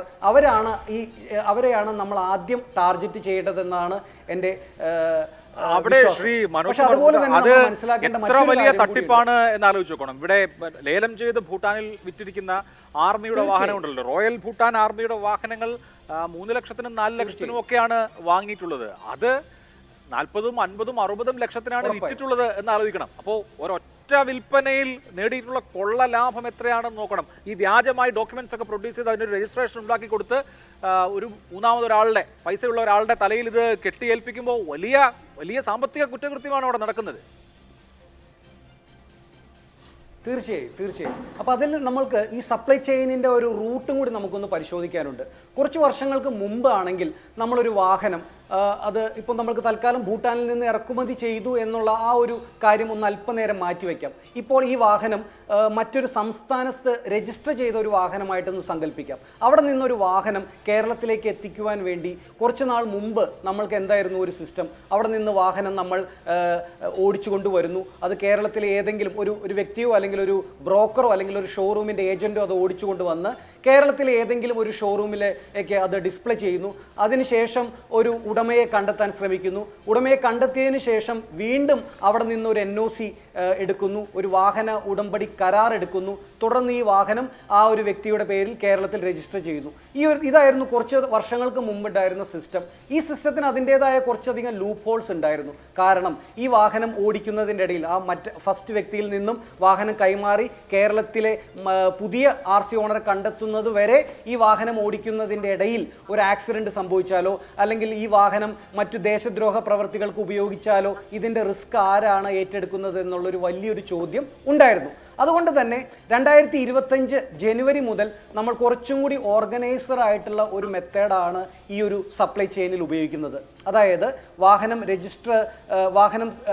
അന്യ സംസ്ഥാനത്ത് നിന്നും കൊണ്ടുവരുമ്പോൾ കൃത്യമായ വാഹന അല്ലെങ്കിൽ സെക്കൻഡ് ഹാൻഡ് ഷോറൂമുകൾക്ക്, അംഗീകൃതമായ സെക്കൻഡ് ഹാൻഡ് ഷോറൂമുകൾക്ക് മാത്രമേ ഇത് ചെയ്യാൻ പാടുള്ളൂ എന്നുള്ള രീതിയിലേക്കാണ് ഇപ്പോൾ കാര്യങ്ങൾ മുന്നോട്ട് പോകുന്നത്. പക്ഷെ അവിടെയും ചില പ്രശ്നങ്ങൾ നമ്മൾ കാണുന്നുണ്ട്. അംഗീകൃതമായി ഒരു സെക്കൻഡ് ഹാൻഡ് ഷോറൂം നടത്തണമെന്നുണ്ടെങ്കിൽ നിലവിലെ ചട്ടപ്രകാരം 25,000 രൂപയോളം നമ്മൾ ഫീസ് കൊടുക്കണം. നമ്മൾക്കൊരു GST രജിസ്ട്രേഷൻ ഉണ്ടാവണം. നമ്മൾക്ക് പഞ്ചായത്ത് അല്ലെങ്കിൽ മുനിസിപ്പാലിറ്റിയുടെ ഒരു ലൈസൻസ് ഉണ്ടാവണം. അതുമാത്രമല്ല ഒരു ഷോറൂമിന് വേണ്ട മിനിമം റിക്വയർമെൻറ്റ്സും നമുക്ക് ഉണ്ടാവണം. ഈ ഒരു 4 മാനദണ്ഡങ്ങൾ കൃത്യമായി പാലിച്ചാൽ മാത്രമേ നിലവിൽ ഒരു വാഹന ഷോറൂം, അതായത് സെക്കൻഡ് ഹാൻഡ് വെഹിക്കിൾസിൻ്റെ ഒരു ഷോറൂം നടത്താൻ സാധിക്കുകയുള്ളൂ. അപ്പോൾ ഇവിടെ സെക്കൻഡ് ഹാൻഡ് വെഹിക്കിൾസിൻ്റെ ഷോറൂം നടത്തിയാൽ എന്താണ് അതിൻ്റെ അതുകൊണ്ട് കസ്റ്റമേഴ്സിന് കിട്ടുന്ന, ഉപഭോക്താവിന് കിട്ടുന്ന ഉപകാരം അതും കൂടി നമുക്ക് ഇവിടെ ശ്രദ്ധിക്കേണ്ടതാണ്. കാരണം ഈ വാഹനം ഒരു വ്യക്തിയിൽ നിന്നും സെക്കൻഡ് ഹാൻഡ് ഷോറൂമിൻ്റെ പേരിലോട്ടാണ് ടെമ്പററി ആദ്യം രജിസ്റ്റർ ചെയ്യുന്നത് അല്ലെങ്കിൽ മാറ്റപ്പെടുന്നത്. തുടർന്ന് സെക്കൻഡ് ഹാൻഡ് ഷോറൂംകാരനാണ് അല്ലെങ്കിൽ ഷോറൂം നടത്തുന്ന വ്യക്തി അല്ലെങ്കിൽ സെക്കൻഡ് ഹാൻഡ് ഷോറൂമാണ് ഈ ഒരു വാഹനം അടുത്ത ഉപഭോക്താവിന്, അതായത് ഫൈനൽ എൻഡ് യൂസർക്ക് കൊടുക്കുന്നത്. അപ്പോൾ സ്വാഭാവികമായും ഇവിടെ ഈ സെക്കൻഡ് ഹാൻഡ് ഷോറൂം നടത്തുന്ന വ്യക്തികൾക്ക് ഒരു റെസ്പോൺസിബിലിറ്റി ഉണ്ട്. പക്ഷേ ഇതിൽ ഏറ്റവും രസകരമായ കാര്യം, ഇപ്പോൾ നിലവിൽ ആസ് ഓൺ ഡേറ്റ് ഈ സെക്കൻഡ് ഹാൻഡ് ഷോറൂം നടത്തുന്ന കേരളത്തിലെ യാതൊരു ഷോറൂം ഉടമകൾക്കും നിലവിൽ മറ്റു സംസ്ഥാനങ്ങളിൽ നിന്നും ഒരു വാഹനം ടെമ്പററിയായി രജിസ്റ്റർ ചെയ്ത് കേരളത്തിലെ ഒരു ഉപഭോക്താവിന് കൊടുക്കാനായി വാഹൻ്റെ സിസ്റ്റം അനുവദിക്കുന്നില്ല എന്നുള്ളതാണ് ഇവിടെ ഒരു പരമായ സത്യം. നിയമത്തിന് പഴുതടച്ച് വാഹന ഉപഭോക്താക്കളെ ഒരു പരിധി വരെ ഈ ചൂഷണങ്ങളിൽ നിന്നെല്ലാം ഒഴിവാക്കാൻ ഒരു സൈഡിൽ നിയമം പരിശ്രമിക്കുന്നുണ്ടെങ്കിലും അതിൻ്റെ പരിപൂർണമായ എല്ലാ പഴുതുകളും അടച്ചുള്ള ഒരു ഫൈനൽ പ്രൂഫ് അല്ലെങ്കിൽ ഒരു ഫൈനൽ ഒരു സംഗതി ഇതുവരെ നടന്നിട്ടില്ല. അപ്പോൾ അതുകൊണ്ട് തന്നെ വാഹന ഉടമകളെ സംബന്ധിച്ച് ഒരു ഷോറൂമിൽ നിന്നും വാഹനം മേടിച്ചാലും നമ്മളിവിടെ വിശ്വാസം അത് എത്രമാത്രം കാത്തു സൂക്ഷിക്കുന്നു അല്ലെങ്കിൽ അവർ എത്രമാത്രം നമ്മളോട് നീതി പുലർത്തും എന്നുള്ളത് വലിയൊരു ചോദ്യചിഹ്നമായി ഇപ്പോഴും തുടരുന്നു. ശരി, ശ്രീ സജിത്ത്, ഇവിടെ മുമ്പ് സൂചിപ്പിച്ചതുപോലെ പോണ്ടിച്ചേരി രജിസ്റ്റർ ചെയ്യുക തുടങ്ങിയ കാര്യങ്ങളൊക്കെ നികുതി വെട്ടിക്കാൻ വേണ്ടി നടന്നിരുന്നു. അത് വാങ്ങുന്ന ആൾ, പുതിയ കാറ് വാങ്ങുന്ന ആൾ നികുതി ഭാരം കുറച്ച് കുറയട്ടെ എന്ന് വിചാരിച്ച് ചെയ്യുന്ന ഒരു തട്ടിപ്പാണ് ഇത്. പക്ഷേ വാങ്ങുന്ന ആൾ ചെയ്യുന്ന തട്ടിപ്പ് എന്നുള്ളതിനേക്കാൾ ഉപരി ഇതിലെ ഇടനിലക്കാർ, അതൊരു മാഫിയ സ്വഭാവം ആർജിച്ച ഇടനിലക്കാർ ചെയ്തിട്ടുള്ള വലിയ സാമ്പത്തിക കുറ്റകൃത്യമാണ്. എന്തുകൊണ്ട് ഇത് ഇത്ര കാലം നിർബാധം നടന്നു?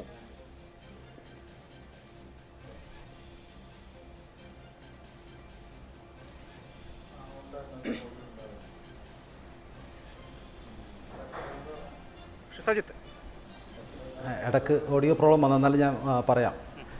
അതായത് ഇപ്പോൾ Bhutan army, royal Bhutan army അവിടുത്തെ വാഹനം ഉപയോഗിച്ച് അവരുടെ യൂസ് കഴിഞ്ഞതിന് ശേഷം അത് ഡിസ്മാൻഡിൽ അല്ലെങ്കിൽ സ്ക്രാപ്പ്, ആ സ്ക്രാപ്പ് വിലയ്ക്കാണ് വിൽക്കുന്നത്. അങ്ങനെ സ്ക്രാപ്പ് വിലയ്ക്ക് വിൽക്കുന്നയാൾ അത് ചെറിയ വിലയ്ക്ക്, ആ സ്ക്രാപ്പ് വില എന്ന് വെച്ചാൽ അതിൻ്റെ അത് ആൻറ്റിക്വിറ്റി ആയിട്ട് ഉപയോഗിക്കുന്ന ചില പർപ്പസിലേക്കാണ് അത് എടുക്കുന്നത്. അങ്ങനെ എടുത്തു കൊണ്ടുവരുന്നൊരു വാഹനം വളരെ ചെറിയ വില എടുത്ത് മാത്രം കൊണ്ടുവരികയും അത് കൊണ്ടുവന്നിട്ട് ഇവിടെ അത് പൊളിച്ച് കളയാനോ അല്ലെങ്കിൽ അങ്ങനെ കെപ്റ്റ് ഫോർ യൂസ് പോലത്തെ ഒരു പ്രദർശന വസ്തുവായിട്ട് എടുക്കുകയോ എന്നുള്ള ഉദ്ദേശത്തിലാണ് അത് കൊണ്ടുവരുന്നത്. പക്ഷേ അത് അരുണാചൽ പ്രദേശ് അല്ലെങ്കിൽ ബോർഡർ സംസ്ഥാനങ്ങളിലൊക്കെ ഇത് കൃത്യമായ രൂപത്തിലുള്ള പരിശോധനയോ അതിൻ്റെ വെരിഫിക്കേഷനുകളോ ഒന്നും ഇല്ലാത്തത് കൊണ്ട് അവിടെ കൊണ്ടുവന്ന് അത് ലൈവായിട്ട് രജിസ്റ്റർ ചെയ്യുകയാണ്. അപ്പോൾ ലൈവായിട്ട് രജിസ്റ്റർ ചെയ്യുമ്പോഴത്തേക്കും അത് ഒരിക്കലും അന്യ സ്ഥലത്തുനിന്ന് ഒരു സെക്കൻഡ് ഹാൻഡ് വണ്ടി അങ്ങനെ കൊണ്ടുവരാനായിട്ട് വകുപ്പില്ല. പക്ഷേ ഇത് അതോറിറ്റികളെ പറ്റിച്ചുകൊണ്ട് ഇത് ഞങ്ങൾ ഡിസ്മാൻഡിൽ ചെയ്യാനായിട്ട് അല്ലെങ്കിൽ പിന്നെ സ്ക്രാപ്പിംഗ് പോളിസി ഇപ്പോൾ നമുക്ക് ഇന്ത്യയിൽ നിലവിൽ വന്നിട്ടുണ്ട്. ഈ സ്ക്രാപ്പിംഗ് പോളിസികളിൽ 15 വർഷത്തേക്കേ പറ്റുള്ളൂ. അപ്പോൾ 15 വർഷം എന്നുള്ളത് ആ ഇയർ ഓഫ് മാനുഫാക്ചർ കുറച്ചുകൊണ്ട് ഏകദേശം 10-12 വർഷത്തേക്ക് ഉള്ളെന്ന് പറഞ്ഞുകൊണ്ട് രജിസ്റ്റർ ചെയ്യുകയും ആ രജിസ്റ്റർ ചെയ്ത് അവിടെ നിന്നുകൊണ്ട് അത് കേരളത്തിലേക്ക് കൊണ്ടുവരുമ്പോഴത്തേക്കും അതിനകത്ത് പിന്നെ മറ്റൊരു സംസ്ഥാനത്തേക്ക് കൊണ്ടുവരുമ്പോഴത്തേക്കും നമുക്ക് RMA പിന്നെ രജിസ്ട്രേഷൻ മാർക്ക് മാറ്റുന്നതിന് വേണ്ടിയിട്ട് ഫോം 27, അതുപോലെ 28 എന്ന് പറയുന്നത് അവിടുത്തെ NOC ആണ്, നോ ഒബ്ജക്ഷൻ സർട്ടിഫിക്കറ്റ് ആണ്. ആ അതോറിറ്റി തരണം. അപ്പോൾ അതോറിറ്റി തരുമ്പോഴത്തേക്ക് ആ വണ്ടിയുടെ കാര്യങ്ങളും അതിൻ്റെ ഫിറ്റ്നസ് ഉൾപ്പെടെയുള്ള കാര്യങ്ങളെല്ലാം പരിശോധിക്കണം. അതുപോലെ തന്നെ നാഷണൽ ക്രൈം റെക്കോർഡ്സ് ബ്യൂറോ ഉണ്ട്.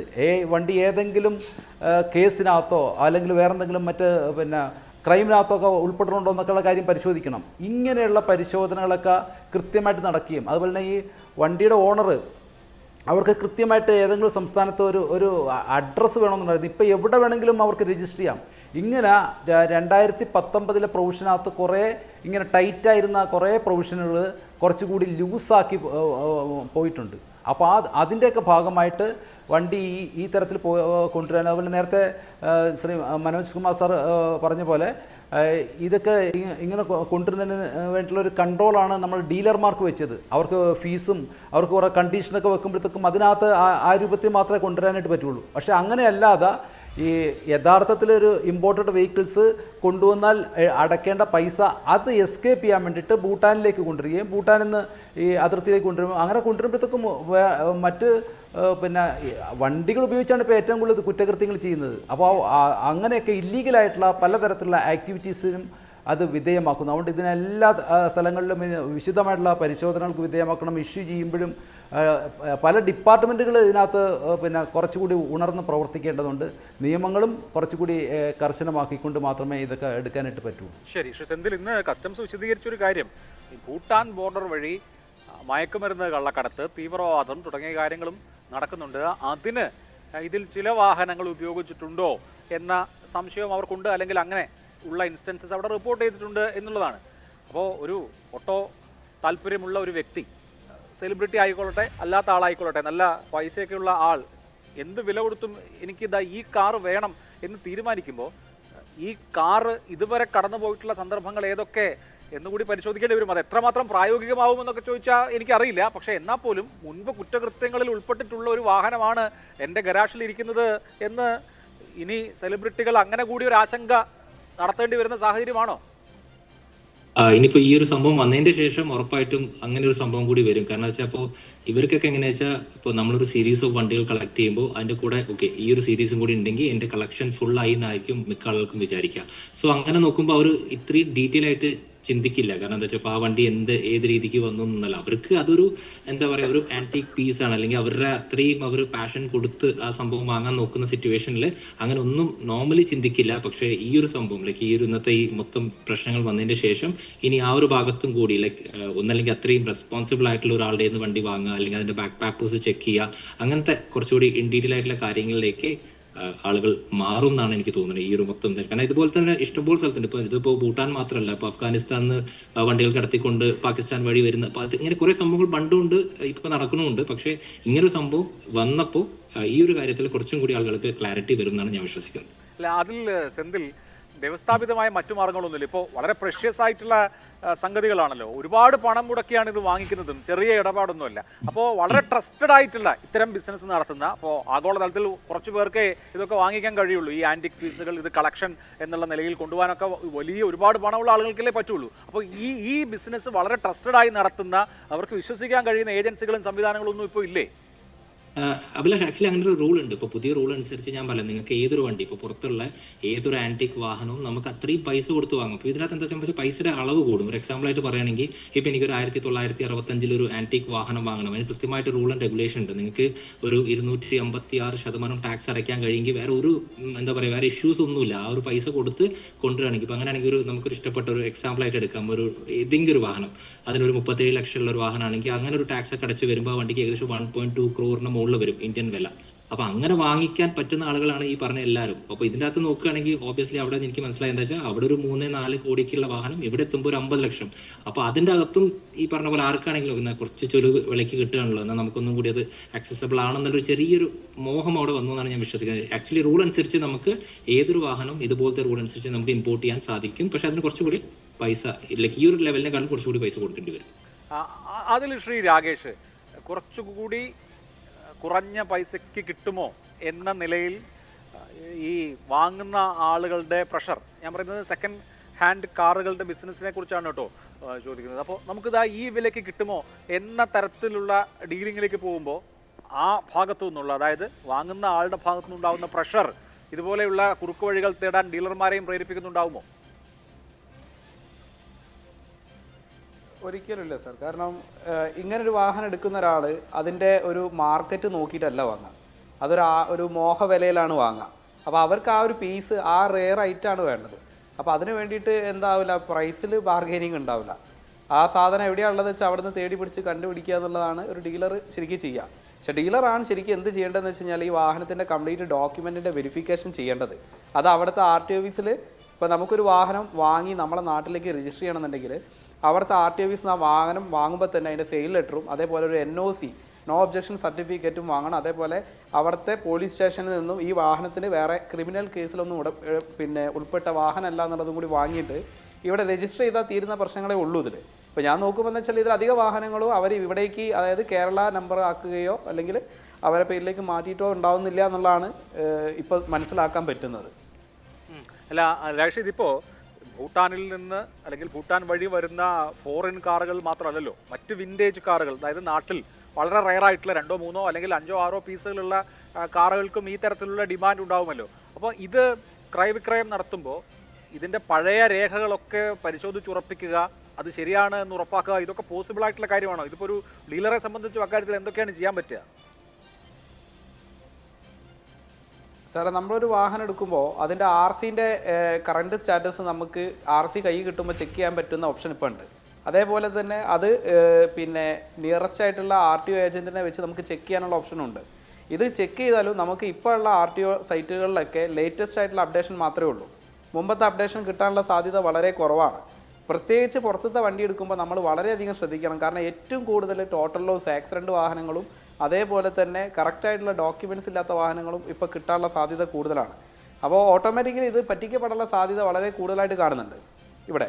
അപ്പോൾ ഞാൻ പറയുന്നത് എന്താ വെച്ച് കഴിഞ്ഞാൽ, ഒരു വാഹനം ആൻറ്റിക്കായാലും ഏത് രീതിയിലുള്ള വാഹനമായാലും അത് വാങ്ങുന്ന സമയത്ത് ഡോക്യുമെൻറ്റ്സ് മാക്സിമം നമ്മൾ ഇൻസ്പെക്ട് ചെയ്തെടുക്കുക എന്ന് പറയുന്നത് ഇപ്പോഴത്തെ ഒരു കണ്ടീഷനിൽ ബുദ്ധിമുട്ടാണ്. അപ്പോൾ നമ്മൾ തന്നെ ഫേസ് ചെയ്തിട്ടൊരു പ്രശ്നം എനിക്ക് പറയാനുള്ളതെന്ന് വെച്ചാൽ, നമ്മളൊരു വാഹനം വാങ്ങണ്ടായി, ആ വാഹനം വാങ്ങി ഇവിടെ എത്തി ഒക്കെ കഴിഞ്ഞ് നമ്മൾ ആ വണ്ടി വിൽക്കാൻ പറ്റുന്ന ശ്രമത്തിൽ നോക്കുമ്പോൾ അതിൻ്റെ ടാക്സിൽ ഏകദേശം ഒരു 50,000 രൂപയോളം അടയ്ക്കാത്തൊരു പ്രശ്നം വന്നു. ഇതൊക്കെ അപ്പം നമുക്ക് സൈറ്റിൽ നിന്ന് കിട്ടുന്ന ഒരു ഓപ്ഷൻ ഇല്ല. ഇത് നമ്മൾ വിൽക്കുന്ന സമയത്തൊക്കെയാണ് ഇതിൻ്റെ പല ഡീറ്റെയിൽസും കിട്ടുന്നത്. അപ്പോൾ ഇത് ചെക്ക് ചെയ്യുക എന്ന് പറയുന്നത് പ്രോപ്പറായിട്ടുള്ള ഒരു വേല നടക്കൂല. ഇപ്പോഴത്തെ ഒരു കണ്ടീഷനിൽ അങ്ങനെ നടക്കാനുള്ള സാധ്യത വളരെ കുറവാണ്. ശരി, ഡോക്ടർ മനോജ് കുമാർ, ഇപ്പോൾ 36 വാഹനങ്ങളാണ് കസ്റ്റഡിയിൽ എടുത്തിരിക്കുന്നത്. അതിൽ 2 ദുൽഖർ സൽമാൻ്റേതാണ്. 36 വാഹനങ്ങൾ ഇതിനോടകം കണ്ടെത്തി കഴിഞ്ഞിരിക്കുന്നു. ബാക്കിയുള്ള വാഹനങ്ങൾക്ക് വേണ്ടി പരിശോധന അടുത്ത ദിവസങ്ങളിലും നടത്തുകയും ചെയ്യുകയാണ്. ഈ രംഗത്തെ അതല്ലെങ്കിൽ ഇപ്പോൾ വെളിവായിരിക്കുന്ന ഈ കാര്യത്തെ ശുദ്ധീകരിക്കാൻ ഇപ്പോഴത്തെ കസ്റ്റംസിൻ്റെ നടപടികൾക്ക് കഴിയുമെന്ന് വിചാരിക്കുന്നുണ്ട്? ഒരു പരിധിവരെ തീർച്ചയായും സാധിക്കും. ഒരു പർട്ടിക്കുലർ ടൈം പീരീഡ് വരെ. കാരണം കുറച്ച് വർഷങ്ങൾക്ക് മുമ്പും ഏകദേശം പോണ്ടിച്ചേരി വാഹനങ്ങൾ ഒരു പരിധിയിലധികം കേരളത്തിലെ നിരത്തുകൾ ഇറങ്ങിയപ്പോൾ അതിനെതിരെ ശക്തമായി നമ്മളുടെ മോട്ടോർ വാഹന വകുപ്പ് പ്രതികരിച്ചു. അപ്പോൾ അതുകൊണ്ട് തന്നെ ഒരു പരിധിവരെ അത് കുറഞ്ഞു. പക്ഷേ ഇപ്പോൾ നമുക്ക് ശ്രദ്ധിച്ചാൽ അറിയാം, ഒത്തിരിയധികം വാഹനങ്ങൾ അന്യസംസ്ഥാന രജിസ്ട്രേഷനിൽ കേരളത്തിൻ്റെ നിരത്തുകളിൽ വളരെയധികം കാണുന്നുണ്ട്. അപ്പോൾ സ്വാഭാവികമായും ഈ ഒരു സംഭവത്തിന് ശേഷം നാളെ മുതൽ അതിലൊരു ചെറിയ ഒരു മാറ്റം വരാം, അല്ലെങ്കിൽ ഒരു മാറ്റം കാണാം. ഒരു പരിധിവരെ മോട്ടോർ വാഹന വകുപ്പ് ഉണർന്ന് പ്രവർത്തിക്കുമെന്ന് തന്നെയാണ് പ്രത്യാശ. പക്ഷേ അപ്പോഴും നമ്മൾ ഒരു കാര്യം മനസ്സിലാക്കേണ്ടതുണ്ട്. ഇവിടെ വർഷങ്ങൾക്ക് മുമ്പ് ബഹുമാനപ്പെട്ട കമ്മീഷണർ, അന്നത്തെ കമ്മീഷണർ ശ്രീ സർ ഒരു പഠനം നടത്തിയതിൽ തന്നെ നമുക്ക് മനസ്സിലാക്കാം നല്ലൊരു ഷോർട്ടേജ്, അല്ലെങ്കിൽ ഏകദേശം ഒരു 700-750 പേരോളം ഷോർട്ടേജുള്ള ഒരു വകുപ്പാണത്.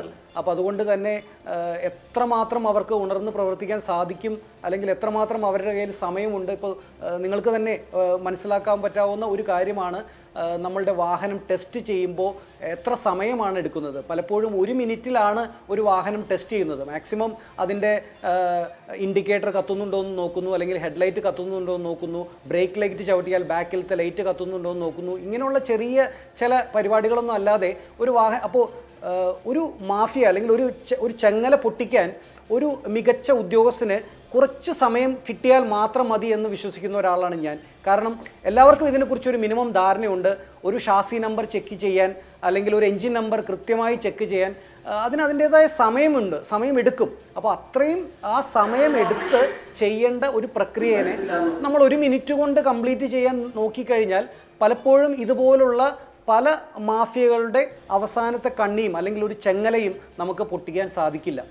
അപ്പോൾ എന്നാൽ കുറച്ച് സമയം കൂടുതലെടുത്ത് നമ്മളതിൽ കുറച്ച് സ്മാർട്ടായിട്ട് നമ്മളതിൻ്റെ എൻജിൻ നമ്പറും ഷാസി നമ്പറും എല്ലാം ചെക്ക് ചെയ്ത് ഒരു വാഹനം രജിസ്റ്റർ ചെയ്യാൻ പോകുമ്പോൾ സ്വാഭാവികമായിട്ടും അവിടെ ഒരു സമയത്തിന് കുറച്ച് കൂടുതൽ സമയമെടുക്കും. അതൊരു വലിയ പ്രഷറിന് മാറും. അപ്പോൾ എന്നാൽ നമുക്ക് അതിൻ്റെ എഗെയിൻസ്റ്റ് ഒരു ഓട്ടോമേറ്റഡ് സിസ്റ്റം കൊണ്ടുവരാൻ ഗവൺമെൻറ് പലപ്പോഴും ശ്രമിക്കുന്നുണ്ട്. പലപ്പോഴും ഗവൺമെൻറ്റിൻ്റെ തലത്തിൽ നിന്നും ഓട്ടോമാറ്റിക് സിസ്റ്റങ്ങൾ ഇംപ്ലിമെൻറ്റ് ചെയ്യാൻ അവർ ആഗ്രഹിക്കുന്നുണ്ട്. പക്ഷേ അപ്പോഴും നമ്മൾ മനസ്സിലാക്കേണ്ടത് ഫേസ്ലെസ് ആപ്ലിക്കേഷൻ പോലുള്ള പല ആപ്ലിക്കേഷനും നമ്മളുടെ വകുപ്പുകളിൽ അവർ അപ്പോഴും ആളുകളെ കാണണം, അല്ലെങ്കിൽ വ്യക്തികൾ മുന്നോട്ട് വരണം എന്ന് വാശി പിടിക്കുകയാണ്. അപ്പോൾ സമയക്കുറവുണ്ട് ഒരു സമയത്ത് ഒരു സ്ഥലത്ത്, മറുസ്ഥലത്ത് എല്ലാ കാര്യങ്ങളും ഒട്ടും കംപ്ലീറ്റ് ചെയ്യാനും സാധിക്കുന്നില്ല. അപ്പോൾ ഇതൊരു വലിയൊരു ചോദ്യചിഹ്നമാണ്. എന്നിരുന്നാൽ പോലും സാർ ചോദിച്ച ക്വസ്റ്റ്യൻ്റെ ആൻസർ പറയുകയാണെങ്കിൽ ഒരു പരിധി വരെ കുറച്ച് സമയത്തേക്ക് നമ്മുടെ റോഡിലെ നിരത്തുകൾ ഒന്ന് ശുദ്ധീകരിക്കാൻ കൊണ്ട് സാധിക്കും. ഇവിടെ ശ്രീ സജിത്ത്, ഇപ്പോൾ DRIയുടെ ഇൻപുട്ട് അനുസരിച്ച് കസ്റ്റംസ് ആക്ട് ചെയ്തപ്പോഴാണ് ഒരു വലിയ റാക്കറ്റ് വെളിവായിട്ടുള്ളത്. എന്തുകൊണ്ടാണ് നമ്മുടെ മോട്ടോർ വാഹന വകുപ്പിന് ഇതിൻ്റെ സൂചനകൾ ഇതുവരെയും ലഭിക്കാതെ പോയത്? ഇപ്പോൾ രജിസ്ട്രേഷൻ രേഖകൾ സംശയാസ്പദമല്ലെങ്കിൽ ആ കാര്യത്തിലൊന്നും ചെയ്യാൻ പറ്റില്ലായിരിക്കും. പക്ഷേ ഇതുപോലെയുള്ള വാഹനങ്ങൾ ഇൻഷുറൻസും മറ്റു രേഖകളും ഇല്ലാതെ നമ്മുടെ നിരത്തിലൂടെ ഓടിയത് കണ്ടുപിടിക്കാൻ കഴിയുമായിരുന്നല്ലോ.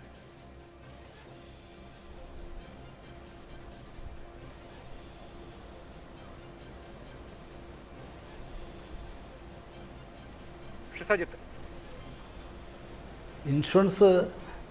ഇൻഷുറൻസ് പോലെയുള്ള പരിശോധനകൾ, അത് റോഡിൽ പണ്ട് കാലങ്ങളിലുള്ള പരമ്പരാഗതമായിട്ടുള്ള പരിശോധന എന്ന് വെച്ചാൽ ഒരു വാഹനം തടഞ്ഞു നിർത്തിയിട്ട് അതിൻ്റെ റെക്കോർഡ്സുകൾ പരിശോധിക്കുന്ന രീതി ഇനിയുള്ള കാലത്ത് നടക്കുന്നില്ല. കാരണം വാഹനങ്ങളുടെ എണ്ണം കൂടി. നേരത്തെ മനോജ് കുമാർ സാർ പറഞ്ഞ പോലെ പിന്നെ എൻഫോഴ്സ്മെൻറ്റ് മെഷീനറി അത് കൂടുതലായിട്ട് മോഡേണൈസ് ചെയ്യണം, അത് കൂടുതലായിട്ടുള്ള മാൻ പവർ അതിനകത്തേക്ക് കൊണ്ടുവരണം. അപ്പോൾ അതൊക്കെ അനുസരിച്ചിട്ട് പിന്നെ നമ്മുടെ സിസ്റ്റം കുറച്ചുകൂടി ഇതിലേക്ക് വരേണ്ടിയിരിക്കുന്നു. മാൻ പവറിൻ്റെ ഒരുപാട് ഷോർട്ടേജുകളുണ്ട്. അതുപോലെ തന്നെ പല മേഖലകളിലും ഇതിനകത്തൊക്കെ പല പ്രൈവറ്റൈസേഷൻ വന്നുകൊണ്ടിരിക്കുകയാണ്. ഇപ്പോൾ നേരത്തെ പറഞ്ഞ ഇൻസ്പെക്ഷൻ, ഈ പല പുതിയ രജിസ്ട്രേഷൻ വാഹനങ്ങളും ഇൻസ്പെക്ഷൻ കൂടാതെ നടത്തിക്കൊടുക്കുന്ന ഡീലർ പോയിന്റിൽ തന്നെ നടത്തിക്കൊടുക്കുന്ന പല ഉത്തരേന്ത്യൻ സ്റ്റേറ്റുകളുമുണ്ട്. കേരളത്തിലെ സ്ഥിതി അതൊക്കെ വെച്ച് നോക്കുമ്പോഴത്തേക്ക് ഒട്ടൊക്കെ ഇതാണ്. ഇവിടുത്തെ പ്രശ്നം എന്ന് വെച്ചാൽ പല ഡോക്യുമെൻറ്റുകളും ഫോർജ്ഡായിട്ട് കൊണ്ടുവരികയാണ്. ഇപ്പോൾ കസ്റ്റംസിന് കൊടുക്കേണ്ട ആ കസ്റ്റംസ് തീരുവ കൊടുക്കാതിരിക്കുന്നതിന് വേണ്ടിയിട്ട് അത് പിന്നെ ഫോർജ്ഡായിട്ടുണ്ടാക്കുകയും അത് കൊണ്ടുപോയിട്ട് ഉത്തരേന്ത്യൻ സംസ്ഥാനത്തിൽ കൊണ്ട് രജിസ്റ്റർ ചെയ്യുകയും ചെയ്യുമ്പോഴത്തേക്കും അത് അവിടെയാണ് കണ്ടുപിടിക്കപ്പെടേണ്ടത്. അതിനുശേഷമാണ് തിരിച്ചിങ്ങോട്ട് വരേണ്ടത്. ഇപ്പോൾ നേരത്തെ എത്ര ട്രാൻസാക്ഷൻ നടത്തി എന്നുള്ള കാര്യം പബ്ലിക്കിന് ഇന്ന് അറിയില്ലെങ്കിൽ പോലും അത് അതിൻ്റെ ഹിസ്റ്ററി എടുത്താൽ, ഓണറുടെ ഹിസ്റ്ററി എടുത്താൽ, അതിൻ്റെ വെഹിക്കിൾ രജിസ്ട്രേഷൻ ഹിസ്റ്ററി എടുത്താൽ എവിടെ നിന്നാണ് വന്നത്, അതിൻ്റെ ഒറിജിൻസൊക്കെ ഈ പരിവഹൻ സൈറ്റിൽ കണ്ടുപിടിക്കാനായിട്ട് പറ്റും. അത്തരം സ്ട്രിഞ്ചൻ്റ് ആയിട്ടുള്ള നടപടികൾ ഇതിപ്പോൾ മോട്ടോർ വെഹിക്കിൾസ് മാത്രമല്ല, മറ്റ് കേസുകളിലൊക്കെ പങ്കെടുക്കുന്ന ആൾക്കാർ പോലീസ് ഉൾപ്പെടെയുള്ള കാര്യങ്ങൾ കൂടി വരണം. അങ്ങനെ എല്ലാ ഡിപ്പാർട്ട്മെൻറ്റുകളുടെയും കോർഡിനേഷനോടെ ഈ കുറച്ച് സ്ട്രിഞ്ചൻ്റ് ആയിട്ടുള്ള നടപടികൾ എടുത്തു കഴിഞ്ഞാൽ തീർച്ചയായിട്ടും പറ്റും. അതുപോലെ തന്നെ ഡീലർമാരെ അവർക്ക് പറഞ്ഞിരിക്കുന്ന കാര്യങ്ങൾ എടുക്കുകയും അതുപോലെ തന്നെ അവർ അത് ആ കാര്യങ്ങളിലേക്ക് കുറച്ചുകൂടി ഉയർന്ന രൂപത്തിലേക്കുള്ള പ്രവർത്തനങ്ങൾ സംഘടിപ്പിക്കാനായിട്ട് അവർക്കും ഇതുണ്ട്. അവരാണ് വണ്ടി കച്ചവടത്തിലൂടെ അല്ലെങ്കിൽ ഞങ്ങളിത് ഇങ്ങനൊരു പീസ് ഉണ്ട്, ഇത്ര രൂപയ്ക്ക് ഞങ്ങളിത് ഇങ്ങനെയൊക്കെ ചെയ്തു തരാമെന്ന് പറയുമ്പോൾ അതിലേക്ക് അട്രാക്റ്റ് ചെയ്യിക്കുന്ന രൂപത്തിലേക്ക് അവർ പോകുന്നുണ്ടെങ്കിൽ അതൊരു തെറ്റായ പ്രവണതയാണ്. ശരി, എന്തായാലും അതൊക്കെ കറക്റ്റ് ചെയ്യപ്പെടട്ടെ. ഇതൊരു എല്ലാവർക്കും ഇപ്പോൾ സെലിബ്രിറ്റികളെ സംബന്ധിച്ചും സൂക്ഷ്മത വേണം, ജാഗ്രത വേണം എന്ന് അവർക്ക് ഒരു തരത്തിലുള്ളൊരു മുന്നറിയിപ്പായി ഈ പരിശോധന മാറട്ടെ എന്ന് വിചാരിക്കാം. വളരെ നന്ദി നാലുപേർക്കും. സൂപ്പർ പ്രൈം ടൈം അവസാനിച്ചു. നമസ്കാരം.